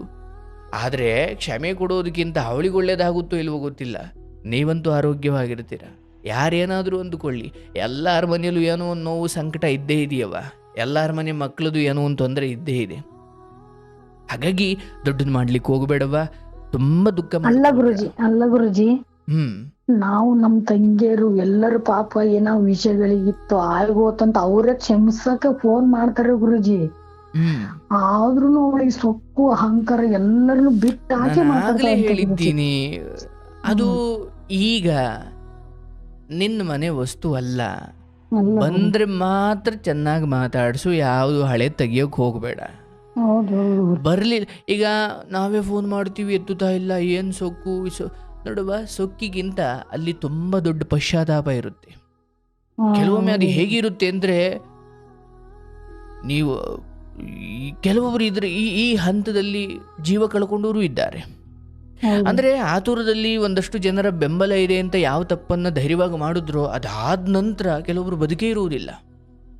ಯಾಕಂದರೆ ಯಾರದೋ ಬೆಂಬಲಕ್ಕೆ ತಲೆಬಾಗಿ ಏನೋ ಒಂದು ತಪ್ಪು ಕೆಲಸ ಮಾಡಿಬಿಟ್ವಲ್ಲ, ಇವರೆಲ್ಲ ಬೆಂಬಲಿಸ್ತಾವ್ರೆ, ಹುಡುಗನ ಕಡೆ ಅವರೇ, ಇದೆಲ್ಲ ಆಯಿತು ಅಂತ ಯಾವುದನ್ನು ಒಪ್ಪಿಬಿಟ್ಲು, ತಲೆ ಬಾಗಿಸಿಬಿಟ್ಲು, ತಾಳಿ ಕಟ್ಟಿಸ್ಕೊಂಡ್ಬಿಟ್ಲು. ತಕ್ಷಣ ಆಕೆಗೆ ನೆನಪಾಗುತ್ತೆ, ಅಯ್ಯೋ ನಾನು ಯಾರಿಗೂ ದ್ರೋಹ ಮಾಡಿಬಿಟ್ಟೆ, ಅಪ್ಪ ಅಮ್ಮನಿಗೆ, ಮನೆಯವ್ರಿಗೆ. ಅಂದರೆ ತಪ್ಪು ಮಾಡಬೇಕಾದಾಗ ಇದ್ದ ಧೈರ್ಯ ಅದರ ಮರುಕ್ಷಣವೇ ದೊಡ್ಡ ಪಶ್ಚಾತ್ತಾಪಗಳು ಶುರುವಾಗುತ್ತವೆ. ಇಲ್ಲಿಂದ ನಿಮಗದು ಸೊಕ್ಕು ಥರ ಕಾಣ್ತಾ ಇದ್ದರೆ ಅಲ್ಲಿ ಅದೊಂದು ಬೆಂಕಿ. ಕೆಲವೊಮ್ಮೆ ಆ ಜೀವಗಳನ್ನೇ ತಿನ್ಕೊಂಡ್ಬಿಡುತ್ತೆ ಆ ಬೆಂಕಿ. ನೀವೀಗ ಇಲ್ಲೇನು ಮಾಡಬೇಕಂದ್ರೆ ಇದನ್ನು ಸೊಕ್ಕು ಅಂತ ನೋಡಬಾರ್ದು. ಆಕೆಗೆ ಅದೊಂದು ದೊಡ್ಡ ಪಶ್ಚಾತ್ತಾಪ. ಈಗ ಒಂದು ವೇಳೆ ನಾಳೆ ಯಾವುದೋ ಒಂದು ಹುಡುಗನ ಹುಡುಕಿ ಮಗಳಿಗೆ ಮದುವೆ ಮಾಡಿದ್ರಿ, ದುರಾದೃಷ್ಟವಶಾತ್ ಅವನಿಗೆ ಹೊರಗಡೆ ಯಾವುದೋ ಅಕ್ರಮ ಸಂಬಂಧ ಇತ್ತು, ಅಥವಾ ಅವನು ಬಹಳ ದೊಡ್ಡ ಚಟಗಾರ, ಚಪಲಗಾರ ಅಥವಾ ಮೋಸಗಾರ ಏನೋ ಆಗಿದೆ ಅಂತ ನಿಮಗೆ ಗೊತ್ತಾಯಿತು. ಬಹುಶಃ ಆ ಸಮಯದಲ್ಲಿ ನೀವು ಮಗಳಿಗೆ ಮುಖ ತೋರ್ಸೋಕ್ಕೂ ಆಗಲ್ಲ ನಿಮಗೆ. ಅದನ್ನ ಮಗಳು ಅಂದ್ಕೊಳ್ಬೋದಾ, ಓ ನಮ್ಮ ತಾಯಿಗೆ ನೋಡಿ ಸೊಕ್ಕು, ನಮ್ಮ ತಾಯಿನೇ ನನ್ನ ಬದುಕು ಹಾಳು ಮಾಡಿದ್ರು ಕೂಡ ಈಗ ನನ್ನ ಜೊತೆ ಮಾತಾಡದೇ ಇರೋ ಸೊಕ್ಕು ಅಂತ ಆಕೆ ಅಂದ್ಕೊಳ್ಬೋದಾ? ನಿಮಗೆ ಸೊಕ್ಕಲ್ಲ, ಅದು ನಿಮಗೆ ಪಶ್ಚಾತ್ತಾಪ. ಈ ಸಮಯದಲ್ಲಿ ಮಗಳಿಗೆ ಏನಿದೆ ಅದು ಸೊಕ್ಕಲ್ಲ, ಅದು ಪಶ್ಚಾತ್ತಾಪ. ಅದು ಹೆಂಗಿರುತ್ತೆ ಅಂದರೆ, ನೀವೇ ಬಾರಮ್ಮ ಆಯಿತು ಅಂದರೂ ಕೂಡ ಆಕೆಗೆ ಅದನ್ನು ತಡೆಯೋಕ್ಕಾಗಲ್ಲ. ಕೆಲವೊಮ್ಮೆ ಮೋಸ ಹೋಗಿರೋರ್ಗಿಂತ ಮೋಸ ಮಾಡಿರೋರಿಗೆ ಪಶ್ಚಾತ್ತಾಪ ಬಂದ್ಬಿಟ್ರೆ ಅದು ಸಾವಿಗೆ ತಾಂಡೋಗಿ ನಿಲ್ಲಿಸ್ಬಿಡುತ್ತೆ. ಮೋಸ ಹೋಗಿರೋರು ಹತ್ತು ಕರೆದು ಸುಮ್ಮನೆ ಆಗ್ಬಿಡ್ತಾರೆ. ಬಟ್ ಮೋಸ ಮಾಡಿರೋರಿಗೆ ಅಯ್ಯೋ ನಾನು ಮಾಡಿಬಿಟ್ಟೆ ಅಂತ ಮನಸ್ಸಿಗೆ ಇಳಿದುಬಿಟ್ರೆ ಅವರಿಗೆ ಬೇರೆ ಯಾವ ದಾರಿನೂ ಇರಲ್ಲ, ಇದು ಸಾವೇ ಪರಿಹಾರ ಅನ್ಸ್ಬಿಟ್ಟು. ಯಾಕಂದರೆ ತೀರಾ ಮೋಸ ಮಾಡಿದೆ ನಾನು ಇರೋದೇ ಹಿಂಗೆ ಅನ್ನೋ ಆ ಹಠ ಸ್ವಭಾವದವ್ರಿಗೆ ಕಾಲವೇ ಬುದ್ಧಿ ಕಲಿಸುತ್ತೆ. ಆದರೆ ಕೆಲವೊಬ್ಬರು ತಪ್ಪು ಮಾಡಿಬಿಡ್ತಾರೆ, ಮೋಸ ಮಾಡಿಬಿಡ್ತಾರೆ. ಅದಾದ ನಂತರ ಅವ್ರಿಗೇನೋ ಒಂದು ಜ್ಞಾನೋದಯ ಆಗಿಬಿಡುತ್ತೆ. ಅಯ್ಯೋ ನಾನು ಎಷ್ಟೋ ಸಾರಿ ನಾನು ಮಾತಾಡಿದ್ದೀನವ ಕಾರ್ಯಕ್ರಮದಲ್ಲಿ, ಅಪ್ಪಂಗೇನೋ ಕೋಪದಲ್ಲಿ ಹೊಡೆದ್ಬಿಟ್ಟಿರ್ತಾರೆ, ಅಯ್ಯೋ ನಮ್ಮ ಅಪ್ಪಂಗೆ ಹೊಡೆದ್ಬಿಟ್ನಲ್ಲ ಅಂತ ನೇಣಾಕೊಂಡೇ ಸತ್ತೋಗ್ಬಿಟ್ಟಿರ್ತಾರೆ. ಅಂದರೆ ಹೊಡೆಸಿಕೊಂಡವನಪ್ಪ, ಹೊಡೆದವನೇ ಮಗ, ಆದರೆ ಸತ್ತಿದ್ದ ಅಪ್ಪ ಅಲ್ಲ, ಸತ್ತಿದ್ದು ಹೊಡೆದವನು. ಇದು ಯಾಕೆ ಹೊಡೆದವನು ಸತ್ತ ಅಂದರೆ, ಹೊಡಿಬೇಕಾದಾಗ ಇದ್ದಿದ್ದು ದ್ವೇಷ, ಅದಾದ ನಂತರ ಬಂದಿದ್ದು ಪಶ್ಚಾತ್ತಾಪ. ನೀವೇನೋ ಕ್ಷಮಿಸಿದ್ರೂ ಸರಿ, ಇಲ್ಲ ಅಂದರೆ ಹೋಗ್ತಾ ಹೋಗ್ತಾ ಹೋಗ್ತಾ ಅಯ್ಯೋ ನಾನು ಎಲ್ರಿಗೂ ಅನ್ಯಾಯ ಮಾಡಿಬಿಟ್ಟೆ ಅನ್ನೋ ಪಶ್ಚಾತ್ತಾಪ ಅವ್ರಿಗೆ ಸಾವಿನ ಕಡೆ ಅಂದರೆ ನೇಣು ಹಾಕೊಂಡು ಏನೋ ಮಾಡ್ಕೊಂಡು ಸತ್ತೋಗ್ಬಿಡ್ತಾವ ಅವು. ಹೌದು ಹಾಗಾಗಿ ನೀವು ಇದನ್ನು ಕೊಬ್ಬು ಅದು ಏನೂ ಇಲ್ಲವ, ಆಯಿತು ನೀವು ಮಾಡಬೇಕಾದ್ದನ್ನು ಅವರೇ ಮಾಡಿಕೊಂಡಿದ್ದಾರೆ, ಮಾಡಿಕೊಳ್ಳಿ. ಈಗ ಅವ್ರ ಹಿರಿಯರು ಹಿಂಗಿರ್ಬೇಕಿತ್ತು ಹಂಗಿರ್ಬೇಕಿತ್ತು, ಇವಾಗ ನೀವೇನೇ ಪ್ರಶ್ನೆ ಹಾಕಿದ್ರು ಕೂಡ ಅದು ಇನ್ನೊಂಚೂರು ಸಂಬಂಧ ಹದಗೆಟ್ಟು ಹೋಗುತ್ತೆ ಹೊರತು ಏನೂ ಆಗಲ್ಲ. ಇಲ್ಲ ಗುರುಜಿ, ಅವ್ರ ಪಾಡಿಗೆ ಅವ್ರು ಬಿಟ್ಟು ಏನೂ ನಮ್ಮ ಪಾಡಿಗೆ ಆಗ್ಬಾರ್ದು. ನಾವು ಇದ್ದೇವೆ ಗುರುಜಿ. ಅವ್ರ ಮನೆಯವ್ರನ್ನಂತೂ ದೂಷಿಸ್ಲಿಕ್ಕೆ ಹೋಗಬೇಡ. ಹೌದು ಗುರುಜಿ. ಅವರವರ ಹಣೆ ಬರದಲ್ಲಿ ಇದ್ದಿದ್ದು ಆಗಿದೆ. ಆ ಮನೆಯವ್ರಿಗೂ ಕೂಡ ವಿಧಿಯ ಬೆಂಬಲ ಇದೆ. ಅಂದರೆ ಆ ಮನೆಯವರು ಕೂಡ ಇವರಿಬ್ಬರ ಇಚ್ಛೆಯಂತೆ ನಡ್ಕೊಂಡಿದ್ದಾರೆ. ಅವ್ರ ಮನೆಯವರು ಬರ್ದಿಲ್ಲ ಅಂದಿದ್ರು ಇವರಿಬ್ಬರು ಆಗ್ತಿದ್ರು ಅನ್ನೋದು ನಿಮಗೂ ಗೊತ್ತು, ಹೌದಲ್ಲವಾ? ಹೌದು ಗುರುಜಿ. ನಿಮ್ಮ ಮಗಳು ಅಷ್ಟಂತೂ ಧೈರ್ಯ ಮಾಡಿದ್ಲು, ತಂದೆ ಮುಂದೆ ಹೇಳೋವಷ್ಟು ಧೈರ್ಯ ಅಂತೂ ಇತ್ತು. ಮತ್ತು ಹಾಸ್ಟ್ಲಿಗೆ ಹೋಗಿ ಆಕೆ ಇವನ್ ಹುಡುಗನ ಮನೆ ಕಡೆಯವ್ರು ಯಾರು ಬರದೇ ಇದ್ರು ಕೂಡ ಇವರು ಒಂದಲ್ಲ ಒಂದಿನ ಇವರು ಇದನ್ನು ಮಾಡ್ತಿದ್ರೋ ಏನೋ. ಮಾಡ್ತಿದ್ರೇನು ಗುರುಜಿ? ಹಾಗಾಗಿ ಮನೆಯವರೆಲ್ಲ ನೆಪ ಮಾತ್ರ ಅಷ್ಟೇ. ಹೌದು ಈಗ ನಿಮ್ಮ ಮಗಳು ಹೆಂಗೋ, ನಿಮ್ಮ ಮಗಳಿನ ಕಣ್ಣಲ್ಲಿ ನೀರು ಬರಬಾರ್ದು ಅನ್ನೋದು ಹೆಂಗೋ, ಅವ್ರ ಮಗು ಅವರು ಅಥವಾ ಇನ್ನೊಂಚೂರು ಅದ್ಭುತ ಮಾಡ್ಕೊಳ್ಬೇಕು. ಅದು ಬಿಟ್ಟು ಇಲ್ಲ ಗುರುಜಿ, ಯಾರೋ ಅವ್ರ ಹೇಳಿದ್ರು ಸುದ್ದಿಗೆ ಹೋಗಿಲ್ಲ ಗುರುಜಿ ನಾವು. ಆ ಅವ್ರ ಸುದ್ದಿಗೆ ಹೋಗಿಲ್ಲ ಗುರುಜಿ ಅಲ್ಲ, ನಾವು. ಈಗ ಅಂತ ಅಲ್ಲ, ಮುಂದಾದ್ರೂ ಅಷ್ಟೇ. ಹೌದು ಯಾಕಂದ್ರೆ ಯಾರೋ ಈಗ ನೀವು ದುಃಖದಲ್ಲಿ ಇದ್ದೀರಾ, ನಿಮ್ಮ ಮನೇಲಿ ಹಿಂಗೆ ಆಗ್ಬಿಟ್ಟಿದೆ ಅಂದಾಗ ಕೆಲವೊಬ್ರು ವಿಷ ಸುರಿಯೋಕೆ ಬರ್ತಾರೆ. ಹೌದು. ಅವರೆಲ್ಲ ನಿನ್ನ ಮಗಳಿಗೆ ಬುದ್ಧಿ ಹೇಳಿ ಕಳಿಸ್ಬೋದಿತ್ತು, ಅಥವಾ ನಿಮ್ಮ ಹತ್ರ ಬಂದು ಮಾತಾಡ್ಬೋದಿತ್ತು. ನೋಡಿ ಅವರೆಲ್ಲ ಸೇರಿ ನಿನ್ನ ಮನೆ ಹಾಳು ಮಾಡಿಬಿಟ್ರು ಅಂದಾಗ ನಿನಗೆ ಇರೋ ಬೆಂಕಿ ಇರೋ ಕೋಪಕ್ಕೆ ಇನ್ನೊಂಚೂರು ತುಪ್ಪ ಸುರಿದಂಗೆ ನೀನು ಇನ್ನೇನೋ ಮಾತಾಡ್ಲಿಕ್ಕೆ ಶುರು ಮಾಡಿಬಿಟ್ರೆ ಅಲ್ಲಿ ಸಂಬಂಧಗಳು ಹಾಳಾಗುತ್ತವೆ. ಈಗ ಹಾಳಾಗಿದೆ ಅಂತ ನಾನು ಹೇಳಲ್ಲ, ಯಾಕೋ ನಿಮ್ಮ ಇಚ್ಛೆಗೆ ವಿರುದ್ಧವಾಗಿ ನಡ್ಕೊಂಡಿದ್ದಾರಷ್ಟೇ. ಹೌದು ಹಾಳು ಬೇರೆ. ಆ ಹಾಳು ಅದು ಹೇಗಿರುತ್ತೆ ಅಂದರೆ ಬಹುತೇಕ ಆಸ್ತಿದೋ ಇನ್ಯಾವುದೋ ವಿಚಾರಕ್ಕೆ ಬಂದಾಗ ಕೆಲವೊಮ್ಮೆ ಹಾಳಾಗುತ್ತವೆ. ಬಟ್ ಇಲ್ಲಿ ಕಿರಿಯರು ಮಾಡಿರೋ ಈ ಆತುರದ ನಿರ್ಧಾರಗಳಿಗೆ ಹಿರಿಯರು ಸ್ವಲ್ಪ ಸಮಾಧಾನವಾಗಿ ಕಾದು ಉತ್ತರ ಕೊಡಬೇಕು. ಆ ಕಿರಿಯರು ಮಾಡಿರೋ ಎಡವಟ್ಟುಗಳಿಗೆ ಹಿರಿಯರೆಲ್ಲ ದೊಣ್ಣೆ ತಾಂಡು ನಿಂತ್ಕೊಂಡ್ಬಿಟ್ರೆ ಕಥೆಯೇನಾಗಬೇಕು? ಹಂಗಾತು ಗುರುಜಿ. ಹಂಗಾಗಬಾರ್ದು. ತುಂಬ ದುಃಖ ಮಾಡ್ಕೊಳ್ಳೋಕೆ ಹೋಗ್ಬೇಡವ. ನಾನು ಹೇಳಿದ್ನಲ್ಲ, ನೀವೇ ತಂದು ಮದುವೆ ಮಾಡಿದ್ದು ಅಲ್ಲೇನೋ ಎಡವಟ್ಟಾಗಿದ್ರೆ ಹೇಗೆ ಜೀವನ ಪೂರ್ತಿ ನೀವು ಕಣ್ಣೀರು ಹಾಕ್ತಿದ್ರೋ ಹಾಗೆ ಇಲ್ಲಿ ಆಕೆನೇ ನಿರ್ಧಾರ ತಗೊಂಡಿದ್ದಾಳೆ. ಇಲ್ಲಿ ಕಹಿ ಬರಲಿ ಸಿಹಿ ಬರಲಿ ಒಳಿತು ಬರಲಿ ತಪ್ಪು ಒಪ್ಪೆಲ್ಲ ಅವಳೇ ನೋಡ್ಕೊಳ್ಬೇಕು, ಯಾಕಂದ್ರೆ ಆಕೆನೇ ತೆಗೆದುಕೊಂಡಿರೋ ನಿರ್ಧಾರ. ಬಟ್ ಇಲ್ಲಿ ನನ್ನ ಕಣ್ಣು ಮುಂದಿರೋದು ಏನಂದ್ರೆ, ನಿಮ್ಮ ಮಗನ ನಾಳೆಗಳಿಗೆ ಇದು ಅಡ್ಡಿ ಆಗಬಾರ್ದು ಅಂದ್ರೆ ಇದು ಇಲ್ಲಿಗೆ ಸುಮ್ಮನೆ ಸೈಲೆಂಟ್ ಬಿಟ್ಬಿಡ್ಬೇಕು. ಇದನ್ನೇನೋ ರಾದ್ದ ಅಂತ ಮಾಡಿದ್ರೆ, ಈಗ ನೀವು ಆಗಲೇ ಹೇಳಿದ್ರಿ ಜಾಬ್ ಇಲ್ಲ, ಸಂಬಳ ಇಲ್ಲ, ಅಥವಾ ಗೌರ್ಮೆಂಟ್ ಬೆಂಗಳೂರು ಕಡೆ ಇಲ್ಲ, ಅದಿಲ್ಲ ಇದಿಲ್ಲ ಅಂತ ನೋಡ್ತಾರೆ ಹೆಣ್ಣು ಕೊಡೋರು ಅಂತ. ಅದರ ನಡುವೆ ಈಗ ಇದನ್ನು ದೊಡ್ಡದು ಮಾಡಿ ನಿಂತ್ಕೊಂಡ್ರೆ ಇದು ಬಹಳ ದೊಡ್ಡ ಮೈನಸ್ ಪಾಯಿಂಟ್ ಆಗ್ಬಿಡುತ್ತೆ ನಿಮ್ಮ ಮಗನಿಗೆ. ಹೌದು ನಿಮ್ಮ ಮನೆಗೆ ಈ ವಿಚಾರ ತಂದು ಯಾರಾದ್ರೂ ಮಾತಾಡ್ಲಿಕ್ಕೆ ಬಂದ್ರೆ ಬಾಯಿ ಮುಚ್ಚಿಸಿ ಊಟ ಇಕ್ಬಿಟ್ಟು ಸುಮ್ಮನೆ ಕಳಿಸ್ತಾ ಇರಬೇಕು. ಮನೆ ವಾಸ್ತುಗೃಹದಲ್ಲಿ ಇವೆಲ್ಲ ಮಾತಾಡಬಾರ್ದು. ಬಂದ ಗುರುಜಿ, ನನ್ನ ಮಗನಿಗೆ ಮುಂದೆ ಒಳ್ಳೆ ಭವಿಷ್ಯ ಇದೆ ಹೇಳ್ರಿ. ಒಳ್ಳೇದಾಗುತ್ತವ. ನೋಡಿ, ನನಗನ್ಸೋದು ಮಗ ಕಷ್ಟಪಟ್ಟು ಓದಿದ್ದಾರೆ, ಕೆಲಸ ಮಾಡ್ತಿದ್ದಾರೆ. ನಿಮ್ಮ ತಲೆ ತಗ್ಗಿಸುವ ಯಾವ ಕೆಲಸವನ್ನು ಮಗ ಮಾಡಿಲ್ಲ ಗುರುಜಿ ಅಲ್ವಾ? ಮಗ ಅಂತಲ್ಲ, ಮಗಳಾದರೂ ಅಷ್ಟೇ. ಈಗ ಏನೋ ಒಂದು ನಡೆದು ಹೋಗ್ಬಿಟ್ಟಿದೆ, ಈಗ ತೊಂದರೆ ಆಗ್ಬಿಟ್ಟಿದೆ, ಈಗ ಏನೋ ಒಂದು ನಾಯಿ ಕಚ್ಚಿಬಿಟ್ಟಿದೆ, ಈಗ ಯಾಕೆ ಕಚ್ಚು ಹೆಂಗೆ ಕಚ್ಚು ಅನ್ನೋದಕ್ಕಿಂತ ಅದಕ್ಕೆ ಚಿಕಿತ್ಸೆ ಕೊಡಿಸ್ಬೇಕು, ಮುಂದೆ ಆಗೋದನ್ನು ನೋಡ್ಬೇಕಷ್ಟೇ. ಯಾಕೆ ಹೆಂಗೆ ಅಂತ ನೋಡ್ಕೊಂಡು ಕೂತ್ಕೊಂಡ್ರೆ ಮೈಯೆಲ್ಲ ವಿಷ ಹತ್ತುತ್ತೆ. ನನ್ನ ಮಗನಿಗೊಂದು ಆಶೀರ್ವಾದ ಮಾಡಿ ಗುರುಜಿ. ಒಳ್ಳೆ IT ಕಂಪ್ನಿ ಹುಡುಕ್ತಾ ಇದ್ದಾನೆ ಗುರುಜಿ. ಒಳ್ಳೆ ಕಂಪ್ನಿಯಲ್ಲಿ ಜಾಬ್ ಸಿಕ್ಕ ಅವನಿಗೆ ಒಳ್ಳೆ ಭವಿಷ್ಯ ಬರಲಿ ಅಂತ ಆಶೀರ್ವಾದ ಮಾಡಿ. ಆಗ್ಲವಾ, ಒಳ್ಳೇದಾಗುತ್ತೆ, ಒಳ್ಳೇದಾಗ್ಲಿ. ಭಗವಂತನ ಅನುಗ್ರಹ, ಆ ಮಗನ ಆಶ್ರಮ, ಈಗ ಕೆಲಸದ ಮೂಲಕ ಲೋಕದ ಅನುಭವ ಸಿಗುತ್ತೆ. ಆತ ಗಟ್ಟಿ ಆಗ್ತಾನೆ, ಏನು ಬಂದರೂ ಆತ ಎದುರಿಸ್ತಾನೆ. ಬಹುಶಃ ಆಶೀರ್ವಾದಗಳು ಕೇವಲ ಆತನ ಮುಟ್ಟಿದ್ದೆಲ್ಲವೂ ಚೆನ್ನಾಗಲಿ ಅನ್ನೋದಲ್ಲವ. ಆತ ಹೋದ ಜಾಗದಲ್ಲಿ ಕಷ್ಟಗಳಿದ್ದದ್ದೇ, ಆಶೀರ್ವಾದದ ನಂತರವೂ ಕಷ್ಟಗಳು ತಪ್ಪಿದ್ದಲ್ಲ. ಆದರೆ ಅದೆಲ್ಲವನ್ನೂ ಎದುರಿಸುವ ಭರದಲ್ಲಿ ಹೆತ್ತವರಿಗೆ ಅನ್ಯಾಯ ಮಾಡದೆ, ತನಗೆ ತಾನು ಅನ್ಯಾಯ ಮಾಡಿಕೊಳ್ಳದೆ, ಕೆಟ್ಟ ಸಹವಾಸಗಳು ಮಾಡದೆ, ತನ್ನ ಬದುಕನ್ನು ತಾನು ಅತ್ಯಂತ ಬುದ್ಧಿವಂತಿಕೆಯಿಂದ ಸಜ್ಜನರ ಸಹವಾಸದಲ್ಲಿ ವಿನಯದಿಂದ ಆರೋಗ್ಯವಂತನಾಗಿ ಆಯಸ್ಸು ಉಳ್ಳವನಾಗಿ ಬದುಕಿದ್ರೆ ಅದೇ ದೊಡ್ಡ ಭಾಗ್ಯ. ಅಷ್ಟಂತೂ ನಿನ್ನ ಮಗ ಖಂಡಿತ ಮಾಡ್ತಾನೆ. ಅದ್ರ ಬಗ್ಗೆ ನಿಮಗೆ ಭಯ ಬೇಡ, ಆತಂಕ ಬೇಡ. ಮಗಳ ವಿಚಾರ, ಮಗಳು ಬಂದ್ಲ, ಏನು ನಮ್ಮ ತಾಯಿ ಒಡೆದಾಕ್ಬಿಡ್ತಾಳೆ ಅಂದ್ಕೊಂಡಿದ್ದೆ, ಇದೇನಪ್ಪ ಹಿಂಗೆ ಗೌರವದಿಂದ ಕರೆಸಿ ಕಳಿಸ್ಬಿಟ್ಲು, ಹಂಗಿರಬೇಕು. ಮಾಡು, ಅಲ್ಲಿ ಕಚ್ಕೊಂಡ ನಿರ್ಧಾರ ಮಾಡವ. ಇದು ಒಂಚೂರು ಜಾಸ್ತಿ ಮಾಡಿದ್ರೆ ನಿನ್ನ ಮಗನಿಗೆ ತೊಂದರೆ ಆಗುತ್ತೆ, ಈಗಲೇ ಹೇಳಿದ್ದೀನಿ. ಅದಾಗಬಾರ್ದು. ನಿನ್ನ ಮಗ ಚೆನ್ನಾಗಿರಬೇಕು, ಮಗಳು ಚೆನ್ನಾಗಿರಬೇಕು, ಯಾರ ಮೇಲೂ ದ್ವೇಷ ಬೇಡ. ಆಗಿದ್ದೆಲ್ಲ ಒಳ್ಳೆಯದಕ್ಕೆ, ಆಗ್ತಾ ಇರೋದು ಒಳ್ಳೆಯದಕ್ಕೆ, ಮುಂದೆ ಆಗುವುದು ಒಳ್ಳೆಯದಕ್ಕೆ. ಭಗವಂತ ನಮ್ಮೆಲ್ಲರ ಮೇಲೆ ಕರುಣೆ ತೋರಿದ್ದಾನೆ. ನಮಗೆ ಕೆಲವು ವಿಚಾರಗಳು ಅಯ್ಯೋ ನಮ್ಮ ವಿರುದ್ಧ ನಡೆದು ಬಿಟ್ಟಿದ್ದಾವೆ ಅಂತ ಅನಿಸುತ್ತೆ, ಆದರೆ ದೇವರ ದೃಷ್ಟಿಯಲ್ಲಿ ಅದೆಲ್ಲ ಒಳ್ಳೆಯದೇ. ಈಗ ಕೆಲವು ಅವಮಾನಗಳು, ಕಷ್ಟಗಳು ನಮಗೆ ಕಹಿ ಅಂತ ಅನ್ನಿಸ್ಬೋದು, ಆದರೆ ಹಾಗೆ ಅವಮಾನಗಳಾದ ಮೇಲೆ ಎಷ್ಟೋ ಜನ ಸಾಧನೆ ಮಾಡಿದ್ದು. ಅಂದರೆ ಆರಂಭದಲ್ಲಿ ಯಾವುದು ಕಹಿ ಅನ್ನಿಸ್ತೋ ನಾವು ಮೇಲೆ ಇರಲಿಕ್ಕೆ ಅದೇ ಮೆಟ್ಲಾಯ್ತಲ್ವಾ. ಹೌದು. ಹಾಗಾಗಿ ಮನುಷ್ಯ ಅಂದರೆ ಈ ಯಕಶ್ಚಿತ್ ಮನುಷ್ಯನಿಗೆ ಇದು ಮೋಸ, ಇದು ನಮಗೆ ಅನ್ಯಾಯ ಅಂತ ಯಾವುದು ಅನ್ನಿಸ್ತೋ ದೇವರ ದೃಷ್ಟಿಯಲ್ಲಿ ಅದು ನಿಮಗೆ ವರ ಇರ್ಬೋದು, ಯಾರಿಗೂ ಗೊತ್ತು. ಯಾಕಂದರೆ ಮಗಳು ಇಲ್ಲೇ ರಾಣಿ ಥರ ಬದುಕಬಹುದು, ಗೊತ್ತಿಲ್ಲ. ಸೊ ಇಲ್ಲಿ ಈಗಲೇ ಯಾವುದನ್ನು ಅಳಿಯೋಕೆ ಹೋಗ್ಬೇಡವ್ವ. ಅವರವರು ಹೊಂದಾಣಿಕೆಯಿಂದ ಇದ್ದರೆ, ಆಸ್ತಿ ಹಣ ಇದ್ದವ್ರದ್ದೆಲ್ಲ ಇವತ್ತು ನ್ಯೂಸ್ ಚಾನಲಲ್ಲಿ ಕೂತ್ಕೊಂಡ್ರು ಸುದ್ದಿ ಮಾಡ್ತವ್ರೆ. ಬೆಳಗ್ಗೆ ಎದ್ರೆ ನ್ಯೂಸ್ ಚಾನಲ್ ಆನ್ ಮಾಡಿದ್ರೆ ಆಸ್ತಿ ಅಂತಸ್ತಿರೋರ್ದೇ ಕಾಟ. ಬಿಡು, ಅದೆಲ್ಲ ತುಂಬ ದುಃಖ ಬೇಡವ. ನನಗೆ ಅರ್ಥ ಆಗುತ್ತೆ ತಾಯಿಯಾಗಿ ನಿನ್ನ ಒಡ್ಲಲ್ಲಿರೋ ನೋವು ಬೆಂಕಿ ಏನು ಅಂತ. ಆದರೆ ಯಾವುದು ಮುಗಿದು ಹೋಗಿದೆಯೋ ಅದನ್ನು ತುಂಬ ಯೋಚಿಸಿ ಫಲವಿಲ್ಲ. ಮತ್ತು ಎಲ್ಲ ಒಂದು ಕಡೆ ಚೆನ್ನಾಗಿರಲಿ ಅನ್ನೋದೇ ಆಗಿದೆ ನಿಮ್ಮ ಉದ್ದೇಶ ಅನ್ನೋದಾದರೆ ಅವಳು ಖಂಡಿತ ಚೆನ್ನಾಗಿರ್ತಾಳೆ. ಎಲ್ಲಿರ್ಲಿ ಚೆನ್ನಾಗಿರ್ಲಿ ಗುರುಜಿ, ನಾನು ಯಾವತ್ತಿಗೂ ಅದನ್ನೇ ಹೇಳೋದು. ಚೆನ್ನಾಗಿದ್ದೇ ಇರ್ತಾರೆ, ಡೋಂಟ್ ವರಿ. ಮಗನ ವಿಚಾರದಲ್ಲೂ ಗಮನ ಕೊಟ್ಟುಕೊಂಡು ಚೆನ್ನಾಗಿ ಮಾತಾಡಿಸ್ಕೊಂಡು ನಗ್ನಗ್ತಾ ಇರವ್ವ. ಯಾರದು ಎಷ್ಟು ದಿನ ಹೋಗುತ್ತಿಲ್ಲ. ಇದೆಲ್ಲ ತಲೆಗೆ ಹಾಕ್ಕೊಂಡು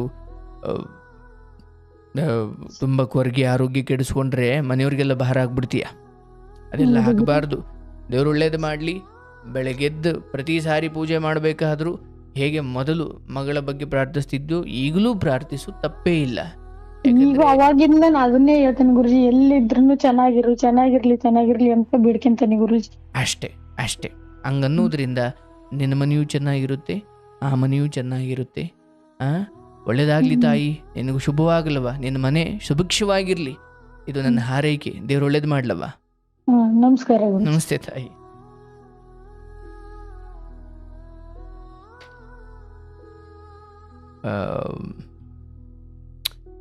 ನೋಡಿ, ನಾನೇನು ಸುಲಭವಾಗಿ ಹೇಳ್ಬಿಡ್ಬೋದು, ಆದರೆ ಅದು ಬಹಳ ಕಷ್ಟ, ನನಗೆ ಅರಿವಿದೆ.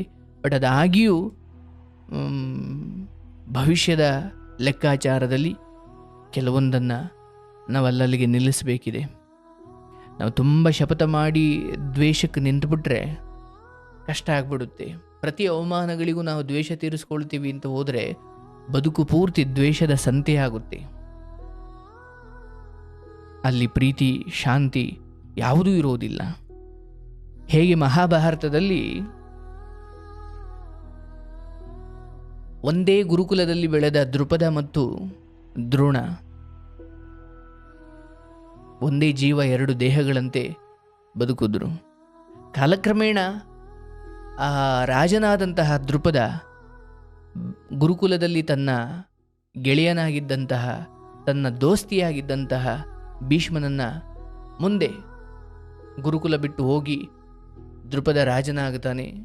ಈ ಬ್ರಾಹ್ಮಣನಾದ ದ್ರೋಣ ಏನೋ ಕಷ್ಟಕ್ಕೆ ಸಿಗಾಕೊಂಡಾಗ ಆ ದ್ರುಪದನ ಅಯ್ಯೋ ನನ್ನ ಸ್ನೇಹಿತ ಅಲ್ವಾ, ಬಾಲ್ಯದಲ್ಲಿ ನಾವಿಬ್ಬರು ಒಟ್ಟಿಗೆ ಬೆಳೆದವರಲ್ವಾ, ಈಗ ರಾಜ ಆಗಿದ್ದಾನೆ, ಅವನ ಹತ್ರ ಹೋಗಿ ಸಹಾಯ ಕೇಳೋಣ ಅಂತ ಹೋದಾಗ ಆ ದ್ರುಪದ ಬ್ರಾಹ್ಮಣನಾದ ನೀನೆಲ್ಲಿ, ರಾಜನಾದ ನಾನೆಲ್ಲಿ, ನಿನಗೂ ನನಗೂ ಎಂತಹ ಸ್ನೇಹ, ಏನೋ ಗುರುಕುಲದಲ್ಲಿ ಆಗ ಸ್ನೇಹಿತರಾಗಿದ್ದು ಹೌದು, ಅದನ್ನು ತಲೆಯಲ್ಲಿ ಇಟ್ಕೊಂಡು ಈಗ ನನ್ನ ಸ್ನೇಹಿತ ಅಂತ ಬಂದಿದೆಯಲ್ವ, ನಿನಗೆ ನಾಚಿಕೆ ಆಗಲ್ವಾ? ಹಣವಂತನು ಬಡವನೊಂದಿಗೆ ಎಂದಿಗೂ ಸ್ನೇಹ ಬೆಳೆಸಲ್ಲ, ಒಬ್ಬ ವಿದ್ವಾಂಸ ಮೂರ್ಖನೊಂದಿಗೆ ಸ್ನೇಹ ಬೆಳೆಸೋದಿಲ್ಲ. ಹಾಗೆ ನಿನಗೂ ನನಗೂ ಯಾವ ಸ್ನೇಹ ಅಂತ ಅವಮಾನ ಮಾಡಿಬಿಡ್ತಾನೆ. ಅಯ್ಯೋ ಏನೋ ನನ್ನ ಹಣೆ ಬರ ಆಯಿತು, ಮುಂದೆ ನೋಡೋಣ ಅಂತ ಅಂದ್ಕೊಂಡಿದ್ರೆ ಸರೋಗಿತ್ತು ದ್ರೋಣ. ಆದರೆ ಹಠಕ್ಕೆ ಬಿದ್ದುಬಿಟ್ಟ. ನಿನ್ನನ್ನು ಸೋಲಿಸ್ತೀನಿ ಅಂತ ಮುಂದೆ ಹಠ ಮಾಡ್ತಾನೆ, ಶಪಥ ಮಾಡ್ತಾನೆ. ಅದರಿಂದ ಪಾಂಡವರಿಗೆ ವಿದ್ಯೆ ಕಲಿಸಿ ಅವ್ರನ್ನ ಕರ್ಕೊಂಡು ಬಂದು ಈ ದ್ರುಪದನನ್ನು ಸೋಲಿಸಿ ಅರ್ಧ ರಾಜ್ಯ ತಗೊಂಡು ಅಷ್ಟಿಗೆ ಮುಗಿಯಲ್ಲ. ಆ ದೃಪದ ಮತ್ತೆ ಇವನು ಶಪಥ ಮಾಡ್ತಾನೆ, ದ್ರೋಣನನ್ನು ಕೊಲ್ಲಬಲ್ಲ ಒಬ್ಬ ಮಗನನ್ನು ನಾನು ಪಡಿತೀನಿ ಅಂತ ಅವನು ಶಪಥ ಮಾಡ್ತಾನೆ. ಅದರಿಂದ ದೃಷ್ಟದ್ಯುಮ್ನ ಹುಟ್ಟುತ್ತಾನೆ. ಅಂದರೆ ನೋಡಿ, ಪ್ರತಿ ಅವಮಾನಗಳಾದಾಗ ಇವನು ಶಪಥ ಮಾಡ್ದ ಬರೀ ಇಡೀ ಮಹಾಭಾರತ ಯುದ್ಧ ನಡೆದಿದ್ದೆ ಹಾಗೆ. ಇವ್ರ ಶಪಥ, ಇವ್ರ ಅವಮಾನ, ಅದಕ್ಕೆ ಸೇಡು ಎಲ್ಲೋ ಯಾವುದೋ ಒಂದು ಭಾಗದಲ್ಲಿ ಅಲ್ಲಿ ಸ್ಟಾಪ್ ಆಗಿದ್ರು ಆ ಯುದ್ಧವೇ ನಡೀತಿರ್ಲಿಲ್ಲ.